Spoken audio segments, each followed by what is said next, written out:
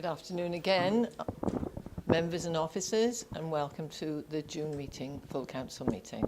Thank you.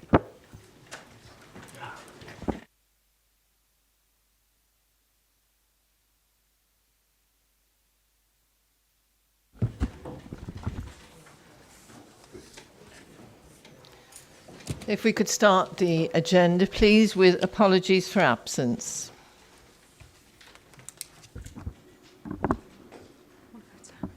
Councillor Strong. Councillors Laura Jones, Ruth Edwards and Paul Papier. Councillor Taylor. Chair, Councillor Smith and Councillor Jones. Councillor Harris. Thank you, Chair. If Councillor Dimitri doesn't appear, and we don't know why he's not here, please put him down as absent. Councillor Watkins. Councillor Jez Becker.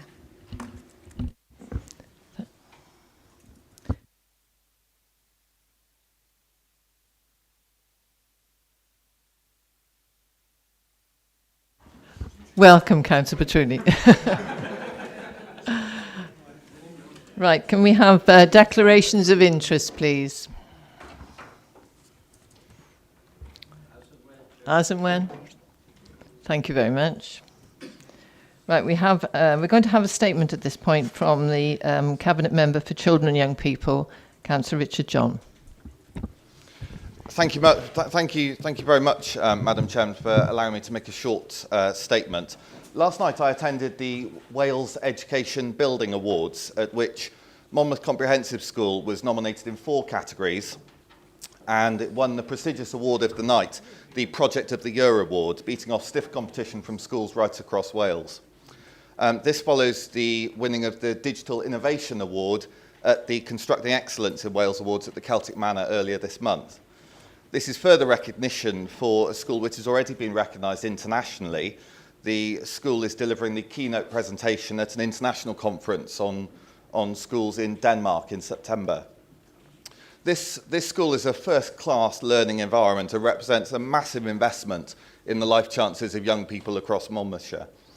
I'd like to take the opportunity to thank council officers for their hard graft in delivering this fantastic facility, as well as our partners in Welsh Government, BDP, Interserve, as well as the students and staff at Monmouth Comprehensive School. I hope as many members as possible will be able to join us at the official gala opening tomorrow. The opening marks the conclusion of the renewal of 2 of our 4 secondary schools, but the work goes on to ensure that every young person in Monmouthshire has the opportunity to learn in a 21st century school. Thank you, Councillor John. We'll now move on to public questions. We have 2 visitors this afternoon who are going to address the council. They are Pete and Julie Wilson. They're from the Mega Action Group on Rail, and they're going to have 5 minutes each. So if you'd like to come up to the dais, please. Who's going to speak first? Mr. Wilson. Thank you.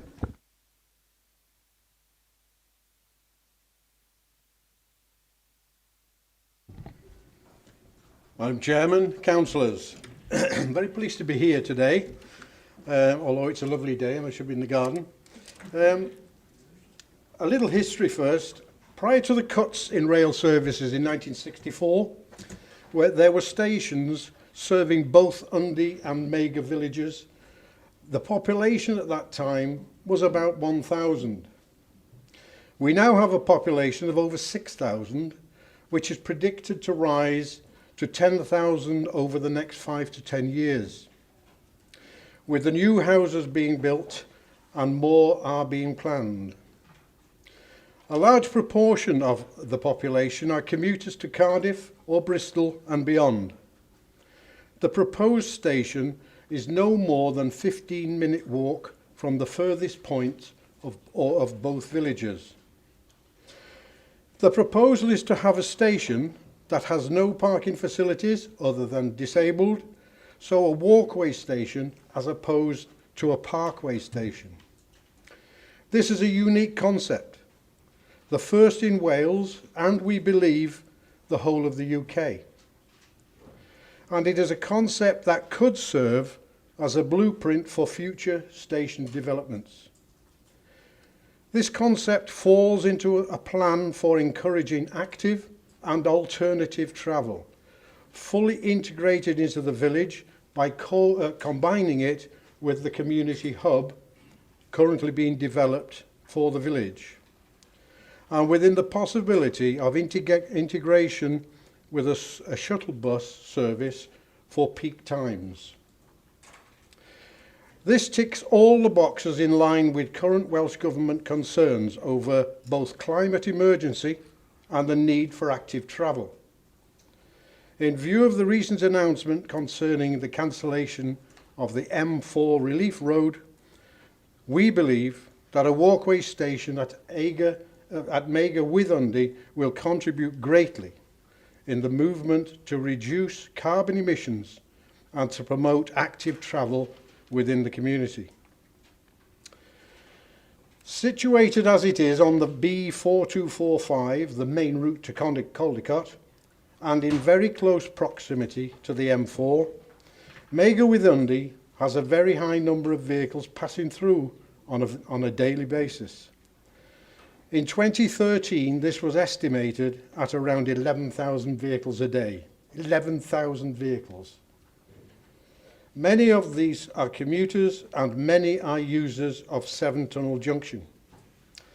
We believe that a station in Mega Withundi will greatly reduce the number of vehicles travelling to Seven Tunnel Junction on a daily basis.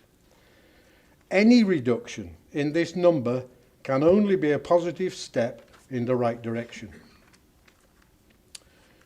Mega Group has been active since 2012 in its aim to reopen a station. We believe that we have a strong case for this development and, until recently, have received encouragement from Welsh Government as well as the ongoing and much appreciated support from Monmouthshire County Council. Mega appeared at number 6 out of 40 on a Welsh Government list for new station development. Recently, however, when the 12 proposed new stations were announced by Welsh Government, Mega did not appear on the list at all, despite having achieved a higher score on all aspects than some that were included.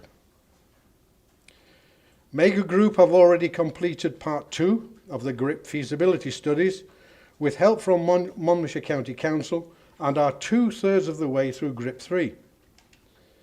And everything is looking positive.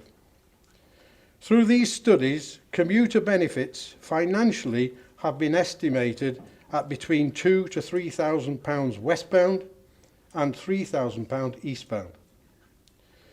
We in Mega believe that this proposed station will greatly benefit not only the current residents of Mega and Undy, but also future generations, our children and grandchildren who deserve to live in a cleaner, healthier environment and grow up in a less car-focused environment. We need to start making these changes now, and access to the rail network is imperative to support this change. Please bear in mind that the cost to have a station in Mega is approximately 7 million. If we go for the one in Llanwern, we're talking 70 million and real delays on the service between Bristol and Cardiff. The Mega Group asks Monmouthshire Council to please support Councillor Taylor's motion. Thank you very much for listening. Thank you, Mr. Wilson. Could I invite Julie Wilson to speak? You don't wish to speak? All right. Thank you.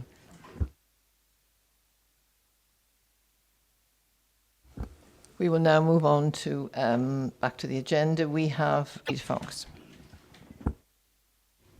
Thank you, Madam Chairman. Good afternoon, members, and can I thank Peter and Julie for coming along today. Very apt, actually, you've come today, obviously, to support the motion, and we're obviously going to be echoing that message a couple of times during the debate. So, yeah, thanks once again for coming along and putting some context around that element. Members, you'll see the motion I put down. I think many of us were very concerned when we heard the decision of the First Minister. I know that individuals may not have been so upset, but the Council's policy position within the Council was one to approve a relief road. So when we heard the decision, it was one which was deeply regrettable. As I share in my opening paragraph, and I don't need to go word for word, there was great concern that the fact that we're not going to have this piece of major infrastructure, the outcomes for the future economy of South Wales are going to be really held back at a time where we're trying to really push the economy in South Wales, create massive opportunities which are there, there on our doorstep almost. We don't want barriers to stop that future growth, which is going to stifle aspirations for future generations and people who live all over the region. So there's many arguments I know are for it and against it, but I think it was a weak decision from Wales Government which was sadly made. However, we recognise that decision has now been made, and so we need to look forward, don't we? We've got to look forward to how we're going to start addressing some of the pressures we're facing in this part of Wales and certainly in Monmouthshire. So I'm calling on and asking the Council to call on the Welsh Government and Transport for Wales to give us some support, to demonstrate their commitment to some other solutions to address some of that overloaded infrastructure problems we have across South Monmouthshire. I think it was, it was noted that there was a lot of pressure around Newport as a result of the decision the Minister made, but no, it knocks on right back through to us in the whole of the southeast corner of Monmouthshire, and it will affect the whole of Monmouthshire going forward. So we need to look forward, as I said, and I've listed a few options there which really need some pace and some support. And firstly, I'm looking at the improved transport infrastructure in and around Chepstow, and we need some pace and urgency around that. And we need some support from Wales Government, a commitment to help us take that next stage of WellTag work forward so we can get that concluded by the end of this year. We have many partners who are around the table, Gloucestershire, Forest of Dean, UK Government talking positively as well. We need Wales Government to come to the table very quickly on that. On to two, we really need to look at the South Wales Metro and the potential for a deeper study and looking at the opportunities to do far more in the east of Newport, right the way through to Chepstow. And we seek a commitment to similar levels of services which are being implemented on the Valley lines and for our main line running through our county, recognising that we need far more service frequency at Chepstow, and we need to evaluate the business case for a direct connection to Bristol, building on the theme of a better connected community via rail. If we can't get people off we need to help get people off the motorway. If we're not going to have a new motorway, we need to relieve that, and we need to enhance the opportunity for people to go by rail. And then that brings us on to three, which we just talked about. And can I just thank Peter and Julie and all of the team who have been working so hard on this, as you say, since 2012, but also our elected members, both Lisa and Francis, within the area who have been totally behind the commitment to this. And we in Monmouthshire, as you stated, Peter, we've been supportive of this, and we really need Wales Government to be supportive of this as well, because it would be irresponsible for the council to continue or to keep pledging monies if they're not going to come forward and support us to take this forward. We believe it is a real opportunity.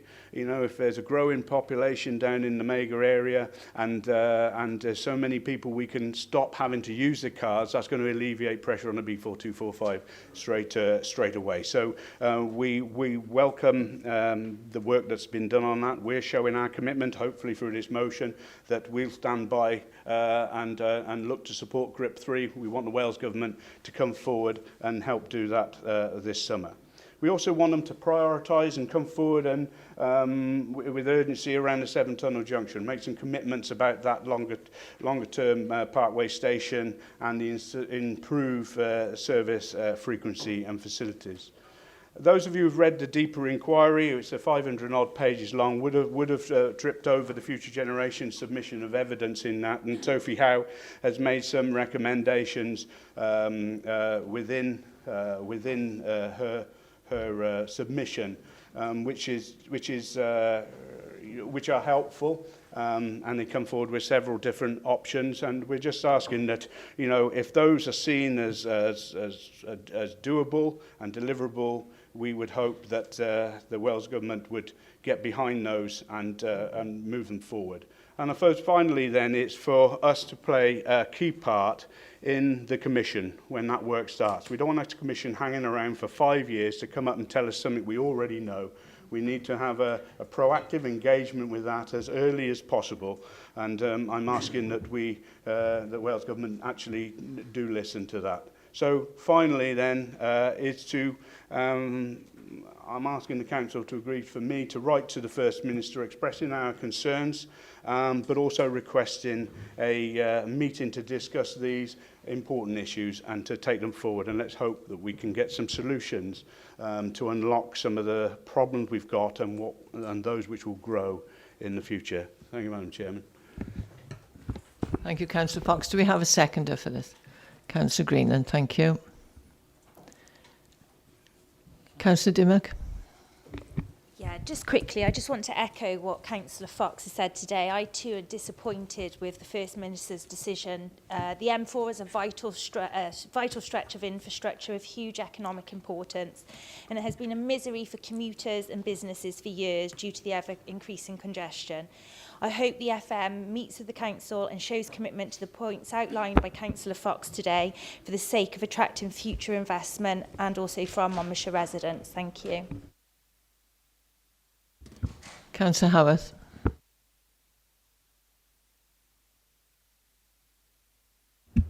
Thank you, Chairman. And I got great sympathy with people from the communities down in Newport, Meganundy, and working your way back up to Chepstow. And then from the other end as well, people who travel up from Cardiff and the outer regions want to come up to this area, over to England, etc. So it wasn't a shock, but it's something which probably will come back on the agenda in another 20 years' time, who knows. But I am disappointed in the Council. We were waiting for a response from the Minister for about the 465, and Peter will know that. We've had meetings with them over the 465, and we were going to have a response off them in 4 weeks. That was in February, so good luck with your letter, Peter. And I'd like you to chase up where we are with the 465, the investigation. I'm very surprised at the Minister, though. He did write in his summing up on a way forward here. He's very critical of projects which are in hand, and he was on about probably shoving a lot of the traffic onto the 465 from up north. So it comes down the M50 through Monmouth, and instead of going to Newport, we'll go over the Edser Valley, up the 465, and that was in his summing up. I did read that. I'd like to see if that does go ahead. Anybody who travels from down the M50 wants to go to Newport, then back over to West Wales. I'm dismayed how many will do that. So what's he going to do? He's going to put a toll there, is he? Stopping people do it? I don't know what he's going to do. Or it may be sinister, the massive overspend he's got on that project. Is to give him some capital now to offload it, to probably balance the books there. Who knows? But it is sinister. I don't know where we're going to go with all this. Wales wants to develop. The nation needs to develop. but the whole structure within Wales is just not balanced. We need to develop Cardiff Airport. Without Cardiff Airport, Wales as a region, you need it, you want the investment. But we do that, we're going to bring more and more traffic and more people into that part of Wales. So I think the bigger picture with all this is, yes, we've got to look after Monmouthshire, but the bigger picture, and I think this is a city deal, the 600, 700 million quid, pounds that they're going to invest there, I think really needs to be thought about how they're going to invest it, because there's only one bite of the cherry in the next decade here, and I am dismayed that we're sitting there with all these little trivial little things. Megger and Undy, yes, whatever, it's a small amount of money to do your station there. No parking, there's another aspiration there. How can you do that and build a station and invest with no parking? Do you want people to come to Megger and Undy and park there? I'll discuss that in the motion, because if you do, to use that service, it means you're going to put more cars on the road coming through Megger and Undy. So if you're travelling from Chepstow, Caldicot, you want to go down to Swansea or whatever, you're going to get on the train. They're going to enter your environment. So there is a balance. There is a massive balance there. There's a structure capable of taking more traffic movements. And that is the thing, it's about the balance. Chairman, I won't say any more, but you know my views on this. I think we need to think long term here. We need to have some real serious thoughts. Thank you. Thank you, Councillor Howarth. Councillor Louise Brown. Yes, thank you, Chairman. I'm very pleased to see that there is this motion, particularly in terms of improving transport infrastructure in and around Chepstow with pace and urgency. I, along with many other people, went along to the Transition Chepstow meeting, and there was a call for urgency there. There were some suggestions in relation to looking at the High Beach roundabout, also an M48 link at Haysgate, Saint-Pierre, but also the bypass, of course, but the bypass will take quite some time to actually come to fruition. So the main urgency at the moment is certainly the High Beach roundabout, which was supposed to be looked at in relation to the Maybe development, but that didn't happen then. Now, that was even before the toll removal, that it was a site-specific requirement. So it is really urgent now, and obviously the Capita study, the initial stage of that, found that there was a 23% increase in traffic as a result of the tolls going, and that's the immediate effect, and they were concerned about capacity issues in relation to the High Beach roundabout, which is a pinch point for all commuters going through Chepstow, and even for local people who want to work in Chepstow, actually getting from one side of Chepstow to the other. So it is urgently needed, and this information was also based on studies from Highways England and Highways Wales. So this is an urgent requirement to look at this particular thing, and I would ask the Welsh Government, if they do so, to consult locally with members and the public about this, because last time there was a suggestion of an improvement on the change in speed limit on the A466 link road, and there was a 2-week consultation period over the summertime, and thankfully they extended that so that the Lower Wye committee could actually have a look at it. But obviously these proposals do need to be looked at by local people who've got local knowledge. I have noticed that in relation to comments about Newport, it said that, you know, Newport is the gateway to Wales, obviously, because there is a Severn Bridge there. But don't forget that Chepstow is actually the first gateway to Wales, and don't forget Monmouthshire and the importance of Monmouthshire. And Monmouthshire is in Wales as well. And we do need the resources to ensure that this area can function properly and have the proper infrastructure. And I very much hope the Welsh Government will support this. Thank you. Thank you, Councillor Brown. Councillor Armand Watts. Thank you, Chair. really, Louise has got most of it, but I guess the question to Peter is, I'm looking for some expansion. I know Louise has provided some, I guess, kind of some focus on this, but really, where are we going with this when you relate to the infrastructure of Chepstow, when we're building 345 houses at the most significant pinch point, which is in the town centre? And at the same time, we know the World Health Organization have criticised Monmouthshire County Council, in the last couple of years, because we're literally poisoning people on Hardwick Hill. So I hope really that Peter goes back and explores those issues with the Minister. The other additional issues then is you expect me to mention England, but all the people that are coming through using that infrastructure from Tuts Hill, Lydney as well. You've got 5,000 houses going up on the old golf course. On the Tuts Hill side, there's 200. On the Sedbury side, there's 300. It's huge. We're at breaking point. Personally, I think that the talk about the bypass isn't really going to happen. I can't foresee the Minister effectively investing a lot of money to take people in and out of Wales from England. I think they're going to be more kind of Welsh-centric about how they spend their money, but that's just a personal opinion. But I hope Peter would be a little bit more expansive in explaining what he means really about improving transport infrastructure specifically for Chepstow. Thank you, Councillor Watts. Councillor Linda Guppy, can you turn your microphone off, please? Thank you. Councillor Watts, can you turn your microphone off, please? Thank you. I wouldn't be surprised, it's music to my ears that the M4 Relief Road was turned down. We need to find other structures, and we need to be using what's in place and improving. But before we send a letter to the Welsh Government asking for improvements and for them to look at improvements, let's get our house in order first.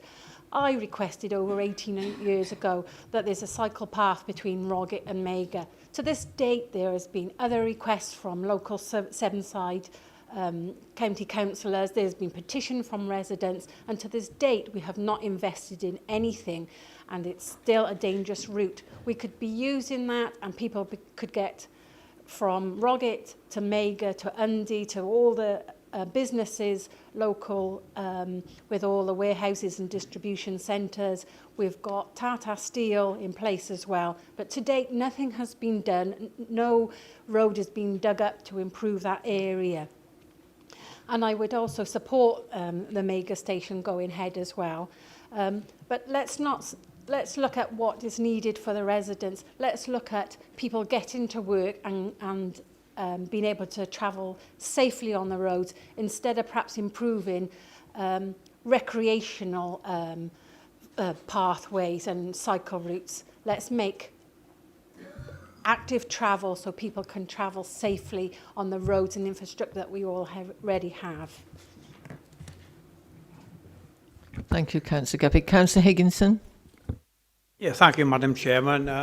Much has been said, but the fact is we need some relief from the problems that are currently in the area of Sevenside in relation to traffic movement.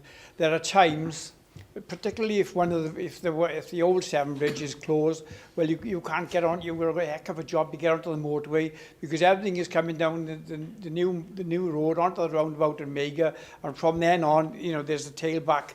And sometimes I've seen it back as far as Roggett, which is a considerable distance from the motorway. So there's something needs doing, and it needs doing quick. Now, we know that there's been many site investigations along the road between Roggett in particular and Undy. We'd be interested to know, what are the results of those going to be, and how supportive they are then of a relief road, and if you like, in terms of the subsoil situation. But certainly we need this road, and we know we needed it like 5 years ago, because traffic is getting so dense. And we bear in mind, we live in Sevenside, and the numbers of properties that are envisaged to be built in that area is just going to make it worse. So the sooner this thing moves on, the better. And with respect to the leader and the position that he is with the capital city region, I think that's another area where we can push this, and I think it should be done. Thank you. Thank you, Councillor Higginson. Councillor Greenland. Thank you, Madam Chair. First of all, I would endorse everything that the leader has said on this report. on this motion. But I particularly want to mention item 6, which is about the new independent commission that is to report. Now, the First Minister, in his statement about the cancellation of the road, did point out that this was an urgent issue that needed to be addressed. And he also said that actually, even with the best will in the world, the motorway or the relief road would not be available for at least 5 years. And he wants the Commission to report, or make its first report, within 6 months. Both the leader and I were at a meeting last Friday where the First Minister further went on to say that the Commission would include a seat on that Commission for Newport City Council. Now, quite obviously, the problems around the Brynglas tunnels are particularly pertinent to Newport, and indeed only this morning on Radio Wales was a phone-in, and one of the major issues that was reported on that was the pollution around the Brynglas tunnels for Newport residents. What concerns me is that the First Minister has offered a seat on the Commission for Newport City Council, but when in fact questioned by the leader, he did not say that there was a seat on that commission for Monmouthshire, and I think there should be. We've only got to see daily the way that the traffic now builds up right the way back to Mega, and the ongoing problems that people anywhere living in Monmouthshire who have no chance of rail or bus routes, who are forced into their cars to travel on that road if they're going down to Cardiff. I think it's absolutely essential that we are around that table of the Commission when it meets. The First Minister also stated that the £1 billion borrowing ability of the Welsh Government was available to meet this problem, although how it's going to do that and how the Commission is, even with £1 billion, is going to come up with a solution in 6 months to a problem that's been there for 20 years, I don't know. But I do believe that we should be having a seat on that Commission, and I would urge the Welsh Government to actually recognise the problems that we have here in Monmouthshire and to extend a seat on that Commission for Monmouthshire County Council. Thank you, Councillor Greenland. Councillor Watkins. Thank you. Personally, I also did not object to the fact that the proposed M4 Relief Road was not going ahead. And I really welcome the opportunity that we can use the finance that would have been spent on that to actually more sustainable means of actually promoting our travel and our infrastructure, which might actually help in our fight against climate change. So we cannot, however, ignore the problems that we do face in the south of Monmouthshire and throughout Newport. It is a significant issue. Our roads are getting clogged up. And to that end, I support the majority of what Peter has actually written in the motion. As a Caldecott councillor, I've been really concerned about the lack of inclusion of Caldecott Station in any of the published metro plans. I'm also slightly concerned, Peter, that you mentioned Chepstow Railway Station in your motion and not Caldecott. And I would really request that you actually do remember that Caldecott is on the line as well, and our station only gets the same trains that Chepstow does. So please maybe include Caldecott into that too. I brought a motion to this council in December, which was supported unanimously, requesting that this council write to Welsh Government and ask why our rail service was disrupted so very badly when other rail services weren't disrupted in the same way this winter. I haven't actually heard back what the outcome of that letter was, but again, we seem to be having our residents being shortchanged in the very limited rail service that we already get, and something definitely needs to happen. I also explicitly want to state my support for the GRIP 3 study for Mega Station as well. It's a vital aspect of trying to fight against climate change. It's really badly needed. And the proposals to have it as a walkway station, which as visitors so eloquently put, Way is within 15 minutes walk of the entire of Mega is great. We already have enough other capacity to take parked vehicles at Severn Tunnel Junction, Caldecott and Chepstow. So that bit of the line is served. It's Mega that is particularly needed, and it doesn't need parking. So I commend them for the plans that they have put forward. I've also talked to Severn Tunnel Action Group, and they really welcome the idea that maybe some of this money could be used to do something like park and ride facilities, which would use some of the old area around the tolls, which is a possibility of something that could be done there to then funnel into Severn Tunnel Junction as part of the study. So I think there are many possibilities for what could happen to improve the south of Monmouthshire and the problems with our road infrastructure and our general transport issues. And I really hope that the Independent Commission will actually look broadly at all of the proposals. Thank you, Councillor Watkins. Councillor Petruni. Thank you, Chair. I, like the leader, was personally really disappointed with the announcement from the First Minister. You only have to read the inspector's report, which says the feasibility of resolving the current problems on the M4 through public transport investment and active travel measures was explored in detail during the consultation process. The outcome of which was that with extensive modal shift measures, only 5% of the current traffic on the highway will be taken off the roads. 5%. It's gone up 10% in the last 6 months. So I think there's a bit of fantasy land here with some of the comments about modal shifts. People do not want to give up their cars. But given the opportunity, I see it as now for Monmouthshire to grow. If the announcement from the First Minister is bad news for the rest of Wales, but potentially great news for Monmouthshire, because we want the businesses to come here then. And we want the talented people to come here because they don't want to go through the Bryn Class tunnels. So base yourself in Monmouthshire then. That's what I think we should take advantage of this. And I entirely support this motion and all the measures in it, including Mega Station. I don't think you'll hear any voice against Mega Station at all. Chepstow, I'm a Chepstow councillor. I hear complaints from residents about traffic all the time. The one thing I have a question about was the Future Generations Commissioner's proposals. I read them. I'm no transport engineer, but they're a bit ropey. But the inspector is a transport engineer. Sadly, passed away, I've been told recently. So I'm sorry to hear that. But he said in submitting her first statement of evidence, this is the Future Generation Commissioner, she seemed to cross-reference and rely on evidence from other objectors, refused to be cross-examined herself in person, and realised that some of her evidence was, and I quote here, as being unreliable. After that, it also seemed to say that she didn't understand the Welsh Government's expert opinion either. So when we look at her recommendations, can we have a really healthy bit of scepticism with it, please? Thank you, Councillor Petroni. Councillor Williams. Thank you, Chair. Again, Peter, I support your motion. I think it makes sense. You know, there's a lot of good stuff in it. The actual not proceeding with this relief road. I travel it myself several days a week, and that area is a complete gridlock, and especially if you have an accident, because the only way that people then do is go through what Councillor Brown just referred to as the gateway to Wales, Newport.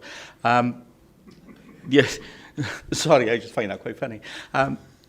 You go through Newport on the Southern Distributor Road and it can take you hours. If you have an accident in Newport, you might as well go back home and not bother going to work. It's chaos. I had the pleasure of going on public transport on Saturday. I went to see a musical in the big city, but I'm Cardiff, I mean. The big city, I went to see a musical. It wasn't Sound of Music, it was Mrs. Brown's Voice, but still. Getting home was a nightmare.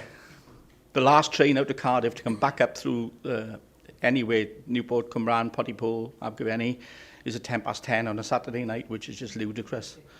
And the bus was even worse. We went down on the bus. We went down on the X3, which was 25 minutes late. But it got us there. And when we got there, right, we thought, can we get back home? We're on a bus. Yes, you can, but that was about 7:10, I think, or 7:45. Totally useless. So as part of this, I agree with the bit about looking seriously about the public transport issues around the south, but I think the whole of Monmouthshire needs a really good input into this, Pete. Whether you'll get it or not with Welsh Government, goodness knows, but I think we must try, and I think we've got to create some sort of an infrastructure across the whole county. I was hoping this new metro might have been further down the road than what it is now, so that at least you know that you can get a bus outside your house and go out on a Saturday night and come home on it. To me, it just makes sense. The other alternative, of course, was £50 for a taxi, but who's going to be paying that every night to come home? So I fully support it. I think it needs maybe a few little additions like you've had along the way, and I certainly think that the public transport infrastructure across the whole of the county is quite poor. Again, take my ward for as an example. We've had 4 occasions in the last week during the day when a bus hasn't turned up, one which this council subsidises. And I think that's quite unacceptable when elderly people are stood out in the rain on just like a bus shelter with a back on, waiting for 4 hours for a bus. I think that's wrong. And we need to have a whole, positive look at it, but work together and do something. And I'm sure that us this side are happy to support you and work with you. Thanks. Thank you, Councillor Williams. Councillor Taylor. Thank you, Chair. Just very briefly on Peter's motion, you won't be surprised to hear me say that I wasn't at all devastated to hear that the M4 Relief Road is not going ahead. In fact, I was slightly over the moon. However, it's true to say, I think, that some of the measures that Peter has included in his motion, I absolutely support. I think it's really notable, members, that the Strategic Transport Group of this council has been working very hard to forward these proposals. We recognise that, the Valley Line services are much more frequent, much more useful than what we have to Caldecott, Severn Tunnel Junction and Chepstow. We call that, I think, in the trade, the Cinderella line, because it is really not reflective of the growth in rail usage that we see in the south of the county. Councillor Dimmock and I have just attended a pre-application meeting on the Vinegar Hill development in Magor, which will bring forward more housing. Members, you know as well as I do that much of the housing coming forward in the LDP is going to be probably located in the Severn-side corridor. I completely agree that the whole of Monmouthshire needs improved public transport, and I completely disagree with Councillor Batruni's reading of what the inspector said, because the inspector was only provided with very particular evidence, and I think we need to remember that.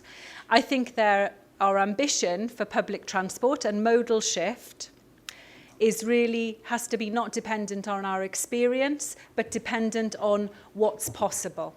And so I do, without supporting Councillor Fox's opening statement, I absolutely support the measures in his motion with the addition of Caldecott and some of the wider public transport improvements. Thank you. Thank you, Councillor Taylor. Councillor Pratt.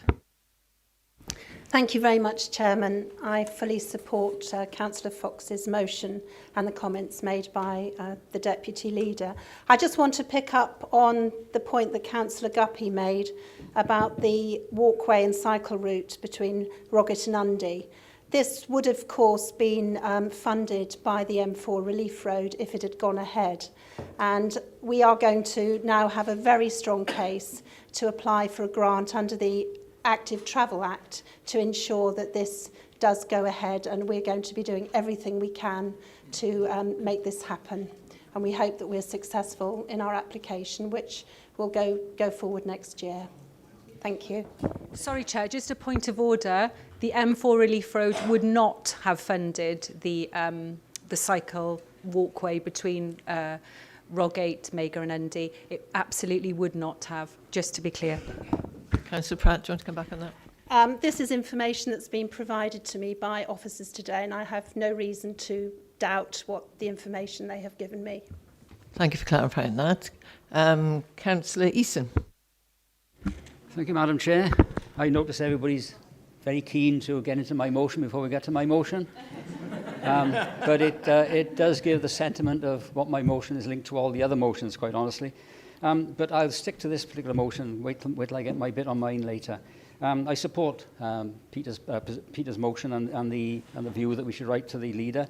But as a member of the Strategic Transport Group, we've been trying for a long time to get Forest of Dean, Gloucester, England Highways, Wales Highways and Monmouthshire to really talk together to resolve some of the issues in the Chepstow area from Lydney. And if you talk to Stag, the rail group in the south of the county, they're quite clear that a lot of traffic comes from Lydney to Seven Tunnel Junction. And we've said for a long time, in meeting these representatives in the Forest of Dean, that in some way, shape or form, the metro system must in some way be able to connect to Lydney, because Lydney has a lot of traffic going to Seven Tunnel Junction.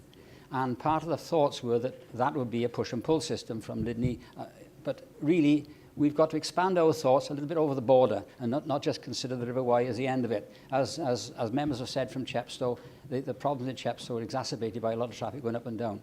So we need to encourage the 5 groups, that's the ones I mentioned, the 2 highways and 2 county councils and 1 district council, to talk properly together with the Welsh Government and the English Government to try and resolve some of the matters in that area, because they do impinge on the comments I'll be making on my motion later on as well. So I support Councillor Fox's direction of travel and other comments that are made by other members. Thank you. Thank you, Councillor Easton. Nobody else has indicated they wish... Oh, Councillor Dovey. Thank you, Madam Chairman. I too support Councillor Fox's motion, and much of what I've got scribbled down here has been said already. But the fact of the matter is, I was very disappointed in the Minister's report. I thought it showed a total lack of vision. It didn't show any idea of how they were going to grasp and the problems that are going to come, having decided not to go ahead with the Black Route. And they show no attempt to speak with our neighbours. Now, where I live in Chepstow, I look out over the Severn. Every morning I get out, I look out to my bedroom window, and right across the other side of the water, which is probably about 1.5 miles from me, that is growing like mad. It is huge development. And we have, because, as Tony has said, made a lot of effort to get in touch with the Forest of Dean. Peter has been and met with a leader of the council up there, and there is no doubt about it. They are not going to be holding back on what they want to achieve for the Forest the Forest of Dean. So the situation is going to get worse, not better. We cannot carry on with this, with somebody backing up a decision and not getting on with pushing the possibility of solving the problem at Chepstow. That Chepstow is the epicenter of everything that is going on at the moment. So I would urge... Gateway to Wales. Well, yeah, it doesn't feel like it, really. That's all I can say. Yeah. So we really must have the courage to push as hard as we can with regard to these problems of infrastructure here in the Chepstow area, and we must make sure that we carry Gloucestershire along with us. It is not going to be easy, but the Assembly have got to accept the fact that Gloucestershire are a huge part of the problem, but they could be a huge part of the solution. And they have got to do some talking and get on with it. The tragedy is, and I'm going to be controversial now, we are 2 countries instead of 1, and we don't talk with 1 voice. Thank you, Madam Chairman. Thank you, Councillor Dovey. I will ask Councillor Fox if he wishes the right of reply before we put this motion to yeah, thank you, Madam Chairman. Thanks, everybody. I thought we would be probably at 1 with this. So as Bob shared, we met with the First Minister. Mark Drakeford came and spoke to the WLGA AGM last Friday, and he was gracious enough to allow questions. And I shared this council's deepest frustration about his decision. I thought it was short-sighted and that it was going to have dramatic effects on holding back the Welsh economy. I did also suggest to him that if it was a financial issue, because there was a lot of his focus was on about he didn't want to starve resources from other projects across Wales, that he could have introduced a small toll on that road. It could have been paid for itself, and most people I've spoken to who were linked with business would have been content with that. So money wasn't an issue. He bowed to pressure from other quarters within and around him, which was short-sighted and shows a massive, it's going to let this country down massively, and that's a view which is shared by everybody I'm talking to, businesses and residents in the main alike. But just to touch on some of the points, thanks very much again. As I said, welcome the support. I hear what you're saying, Simon, about the 465, and I think that's a really good point. Are we going to see pressures put into other places? But you reflected on Mega as well, and we must remember Mega is a walkway station. It's not a parkway station. The parkway station will be a mile away at Seven Tunnel Junction. We're hoping the walkway station will help give local residents an opportunity to get onto public transport without using their cars, especially as it's growing and so much. I think Louise, absolutely remiss of me really. I should have factored into that first statement about Chepstow, about the immediate relief around High Beach, and I think an M48 link would take probably a longer time to do than satisfy a Chepstow bypass, but I think those emerging issues or opportunities around High Beach could be factored in. So I'm happy to include that within the letter right to the First Minister, so to get some traction on that pretty quickly. Armand, thank you for your support. Yeah, definitely issues on housing in the area, and that's going to be exacerbated by 2027 when we see houses piled into like the army base and other plans which are going to see in Lydney. We're going to see a greater need for the bypass. That's why it's so important we get the WellTag 2 piece of work done. We have sort of an agreement from the various authorities around, and I think sort of tacit agreement from UK governments, providing we can see the Wales government come to the table. I just think this is so urgent. All parties need that, because if we can take a lot of that English traffic around the bypass to the M48, that will relieve a lot of pressure up on High Beach. It will relieve some of the pollution problem up the hill there, and perhaps alleviate some of the pressure we're finding. Bob's point, I will make a case to get a further case to get a seat around that commission. Or Monmouthshire needs I don't mind if it's a politician or a senior officer, but it needs to be somebody who can make sure that anything to the east of Newport gets considered is really quite important.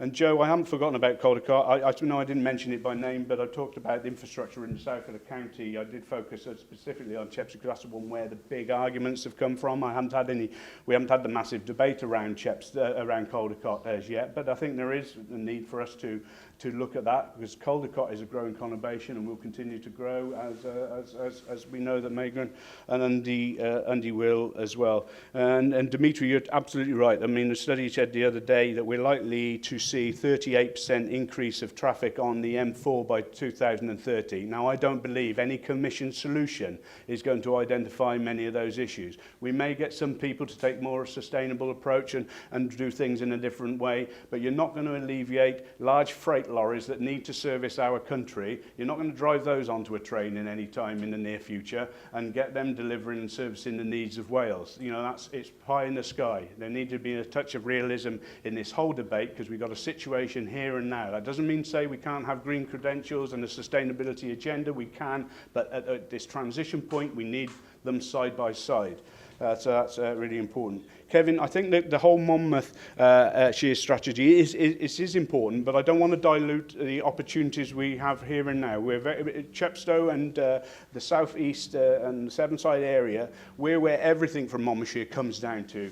And we need to actually get traction there. If we dilute things too much in this specific letter and specific motion, we might do ourselves, it might not carry as much weight. That doesn't mean to say we can't have further motions and further debates and further letters and continuous lobbying. I'm sure Jane will do that in her new role about how the wider infrastructure and how Metro can be accelerated in all types of modal shift to deliver for us going forward.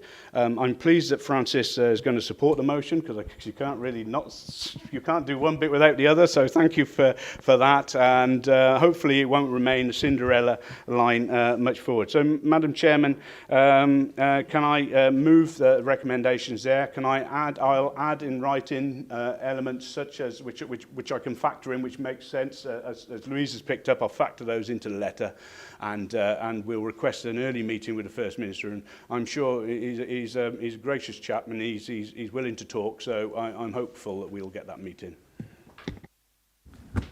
Thank you, Councillor Fox. Can we now move to the vote then? All those in favour of the motion?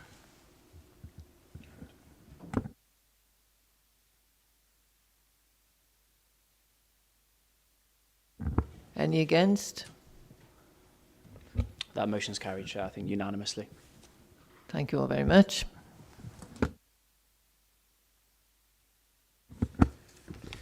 We'll now move on to 5.2, the motion from County Councillor Francis Taylor. Thank you, Chair. I think the motion is as read, and I think Pete has really outlined, I suppose, many of the really important points that we would want to share with you about Mega Station. I just want to briefly say, so absolutely right, I put the motion, but Councillor Dimmock and myself have been working hard with the group over a number of years to bring this forward. And I want to pay tribute to the Mega Group, who are an incredible bunch of volunteers. I would have to tell you that two of them, who are not here today, are currently meeting with the Department for Transport in London with Jessica Morden, because the DFT absolutely love the Mega Station walkway proposal and really want to bring it forward as part of the new station fund. However, in order to achieve that, members, we absolutely have to have the unequivocal support of Welsh Government. We know that our business case absolutely washes its face. We know it stacks up better than many of the other proposals that Welsh Government are looking to take forward under the new stations assessment. We don't understand how they wouldn't want to prioritise this. They've just declared a climate emergency. We've just declared a climate emergency. And we know, members, that we have only 12 years to change our behaviour so significantly as to reduce carbon emissions for the benefit of future generations. We understand that we are trying to do something which is before the dawn of time. We are trying to take people back to a time where they actively travelled. They walked, they cycled, they took public transport to get places. We're trying to lure them away from the car, from private means of transport. I saw an incredible graph which showed the increase in waste sizes with the increase of private car use. We also face an obesity epidemic. All of these things absolutely stack up. But we have, we're asking Welsh Government for only £75,000 and their support. As Ted Hand, one of the incredible founder members of the group who's at the DFT today, said, all we're asking for is for that commitment to match what Monmouthshire is willing to provide to buy us the ticket to enter the raffle. And ultimately, members, Monmouthshire Council, both politically and from the officer point of view, have provided incredible support to the Mega Group over the past few years. And I would wish to thank them, and I would wish to thank Councillor Fox for his support in including Mega as part of the motion. Thank you, Chair. Do we have a seconder for the motion? Councillor Watkins, thank you. Councillor Petruni? Totally agree. Beg to move. Councillor Davies, are you seconding that? I want to make a comment if I can. Second the first, Chair.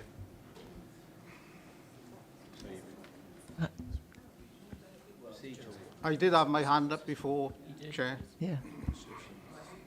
You can comment first, then. Go on. Oh, thank you. I'll be very brief, I can assure you. Obviously, I'm not a councillor in Mega and Undy, but I have had contact with the group several times.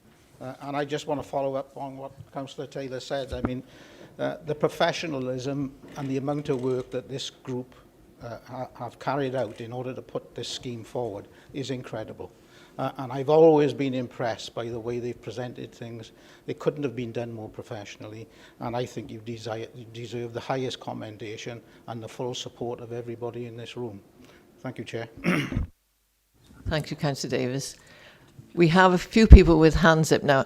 As we've already given this quite a considerable debate in the previous motion, and we've had a proposal from Councillor Petruni that the motion be moved. Can we agree that we move this on?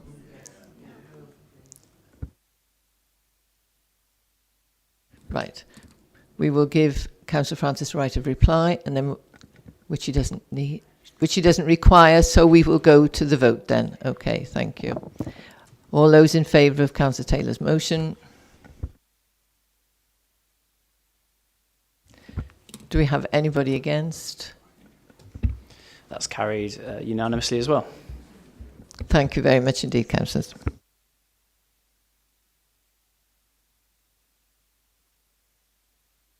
So our next motion is from Councillor Tony Eason.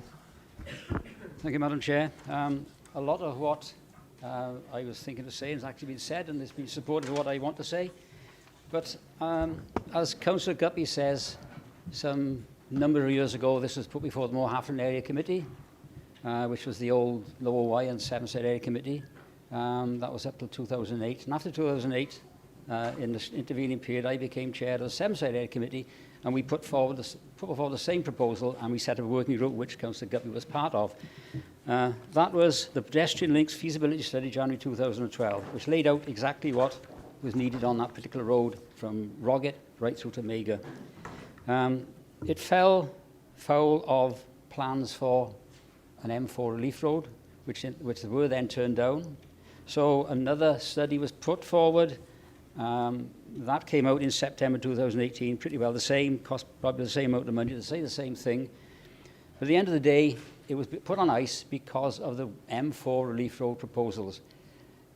There was a suggestion that the M4 relief proposal would help fund it, but certainly not fund it properly. So no decision can be made because that was in the way. The M4 relief road, as we know now, sadly, in my view, sadly, has been stopped. It may come back in a number of years' time. But on the basis that officers have made it clear that they couldn't progress on this particular traffic and transport review study until a decision be made on the M4 relief road, it's now been made. So now, as far as I'm concerned, we can move forward.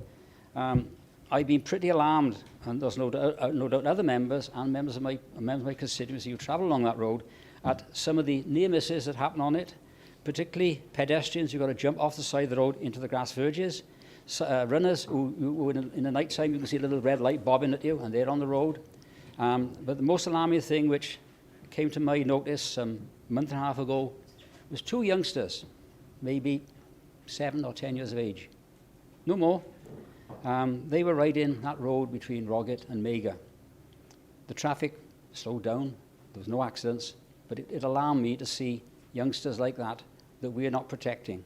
And I believe it's up to us to protect the youngsters and anybody else who wants to use a cycle and anybody who wants to walk. It will fit in with the transport proposals that are being made by other members in terms of Mega Walkway. They can walk one way, walk the other way. But children now are riding home from school on that road. We've got to do something. And I would like to see a positive decision from the officers. Councillor Pratt has alluded to it in a comment she made regarding this with Councillor Guppy. But my motion is quite clear. I move that our Highways Department brings forward plans and an implementation programme to address the safety of pedestrians, cyclists and motorists and any other road users along the busy stretch of highway between Mega and Caldecott.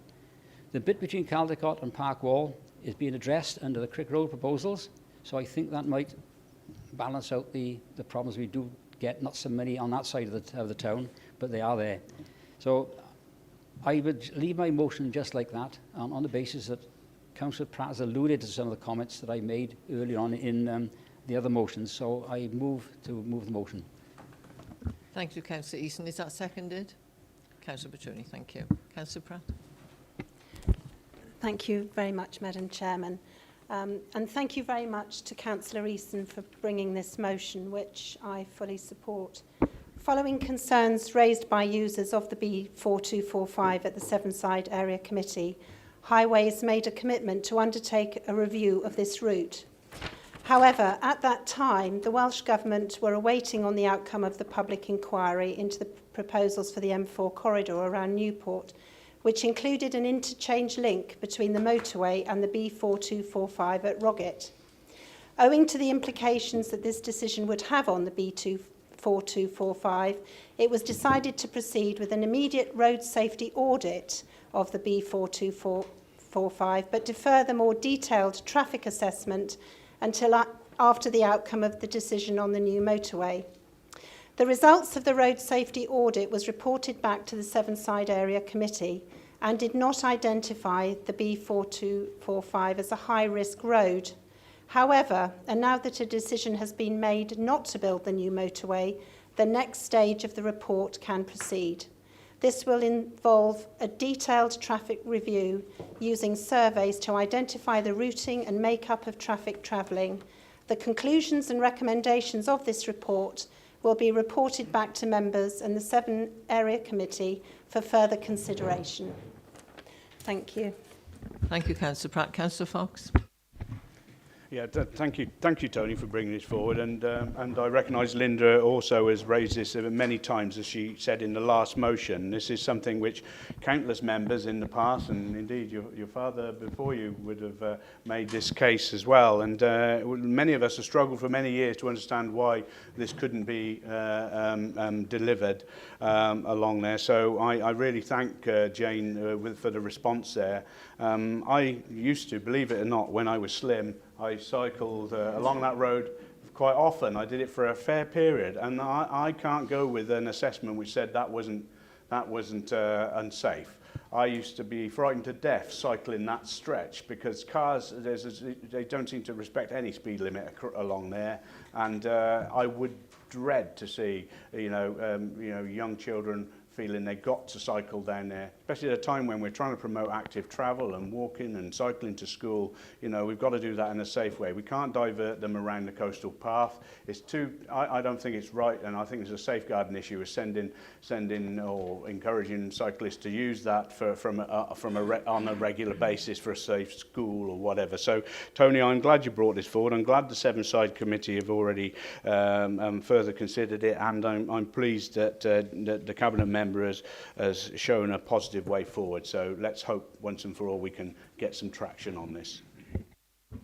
Thank you, Councillor Fox. Councillor Watts. Yes, Chair. I'm trying to block out that thought of Peter in Lycra cycling along that road. I'm sure that every vehicle would have avoided that. Probably that's why he's still here today. If I may, Chair, I think all the Roggett members thereabouts have had a good old go at this. I mean, Mike Smith, you remember Mike, has brought this up many, many years ago. It is an extremely dangerous bit of road. My connection to Roggett is with my mum. My mum used to live there. It's always been, she used to live right on at the bottom there. It's always been an exceptionally dangerous road, lots and lots of accidents. I couldn't support this anymore. I'm not entirely sure why we have to go back, with respect to Roger at the back there, and look at this again, when if you go back and you look at the evidence of the reviews we've had before, every review that we've had, and my memory isn't as good as it used to be, but I'm sure Peter remembers Mike having a go at this, is that we should have done it. And we haven't done it yet. So when you also then add to the, we talked earlier about the LDP, and we all know that all the majority of houses are going to go in the south. You're going to be looking at Roggett. You're going to be looking at Magra again, as well as Chepstow. So there are going to be even more cars on the road. We should just simply try and expedite this as soon as possible. No lagging behind now. No more excuses. Let's just crack on with it. Thank you, Councillor Watts. Councillor Guppy. I'd just like to say I'm not quite sure what the traffic survey showed that it wasn't a dangerous road. I just ask anybody to walk between Rocket and Mega in the mornings or in the evenings. The summertime's coming up. There are always children walking between Rocket and Mega. And just to say, there are already drawn up plans for a footpath between Rocket and Mega. This was done most probably about 2008, 2009. That they could be, you know, we could look at and be improved then, but a decision was made which side a cycle path would be made. I hope that's not banked. Lots of effort have been made by officers to put that plan in place. Let's just get on with it and stop talking about it. I've said I came to, as a community council representative in about year 2000, and said we need a cycle path there. You know, that is 19 years and we're still talking about it. Let's see some action, please, and not use the M4 relief decision as an excuse, because it was just put on hold. That it's put on hold and more children are still walking between Rocket and Mega, and it's not good enough. It could be active travel. People could cycle safely between Rocket and Mega. We are supposed to be promoting Caldecott Town, but we can't get from Mega to Caldecott safely unless we've got a car. Don't try getting a bus because they are not reliable. Thank you. Thank you, Councillor Guppy. Councillor Dimmock. Really, I'm just repeating what other councillors have said. In light of Councillor Watkins's motion on climate change, I put my mountain bike back on the road. So yes, I am one of those in lycra and flashing lights. So don't all feel sick too fast. Peter, if you want a biking buddy, let's go. I went on a trial run on Sunday morning. It was petrifying. I turned round, I think, when I got to just after the church on that stretch that we're talking about between Rocket and Undy. You know, we say that active travel encourages a better life, social well-being. We need to go forward with this, and I'm sure our Cabinet member, Jane, will ensure of that. So thank you, Jane. Thank you, Councillor Dimmock. Councillor Easton, would you like a right of reply before we go to vote on this? Yeah, thank you, Chair. Well, you're all supportive of my motion. You're supportive of the need for this road. Well, I've got a page of the route statistics from that report. And over a 5-year period, there were 59 casualties. That's one a month. One a month is too many. 7 were serious. And in the last 12 months, 2 very serious. Am I correct, Lisa? So I don't want to say any more about that. The report is there. There's a need for this road, as other members have said and past members have said. And equally, to get this particular route with pedestrian access, cycling access, will also help people who want to get to Seven Tunnel Junction while we're building Mega Station.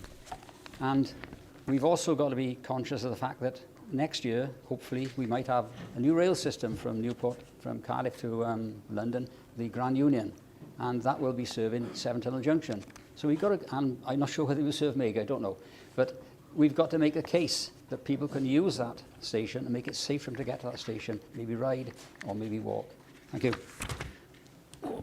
Thank you, Councillor Easton. Right, we will now vote on that motion. Those in favour?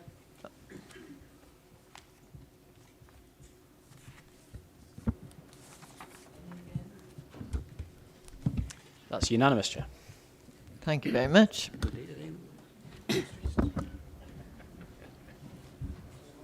Councillor Easton, would you turn your microphone off, I please? did it. Oh, not a...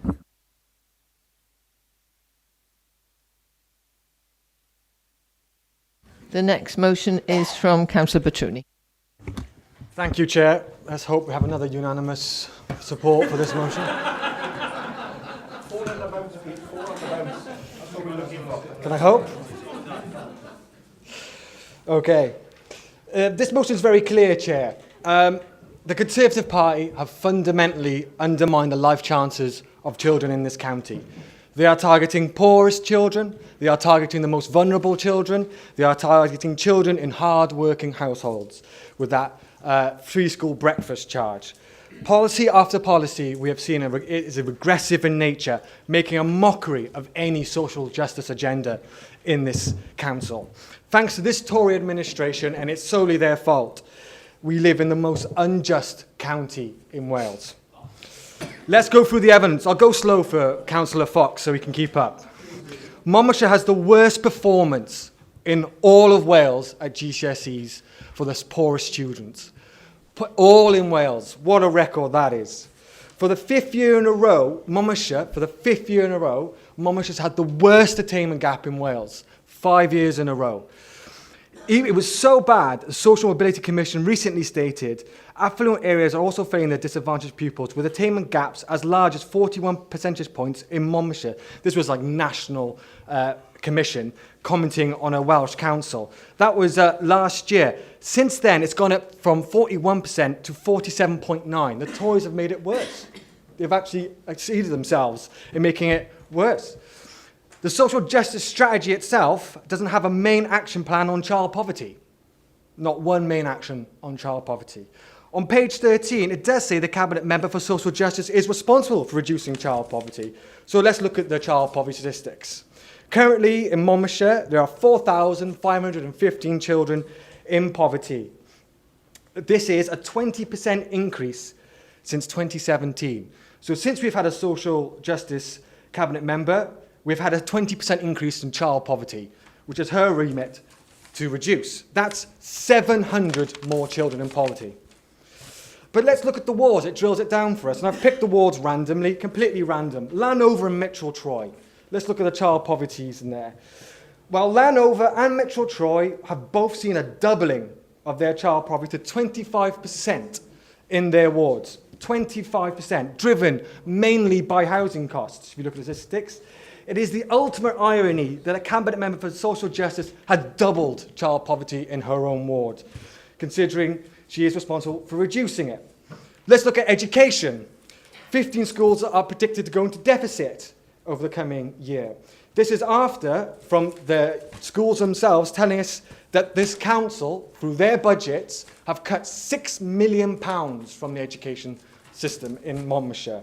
That's £900 on average per child in Monmouthshire. £900 they've taken away from children in Monmouthshire's education, from their budgets. It's not rubbish. It's not rubbish.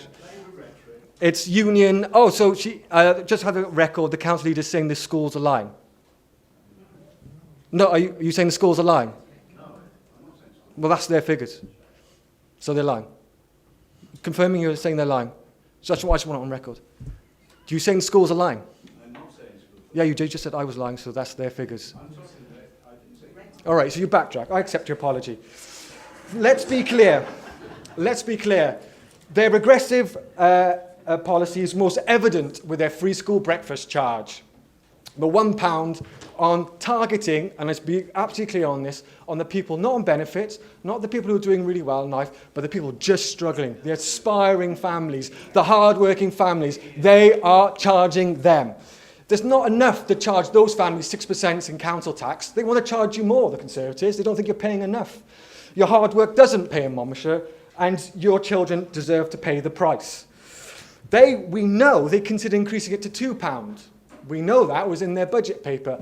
The Cabinet Member for Education said, when I first raised this, was like, I don't know what exact words were, I shouldn't believe everything I hear. And then his own budget paper said they did consider it. So we know we can be slightly disingenuous with his facts.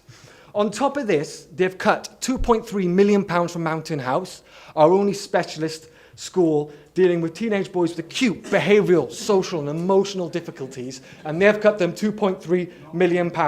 Now they're consulting to close the school after cutting and decimating those services, because now the children are not attending. Well, if you cut £2.3 million, you are deliberately winding down that school so you can have the evidence base to cut it.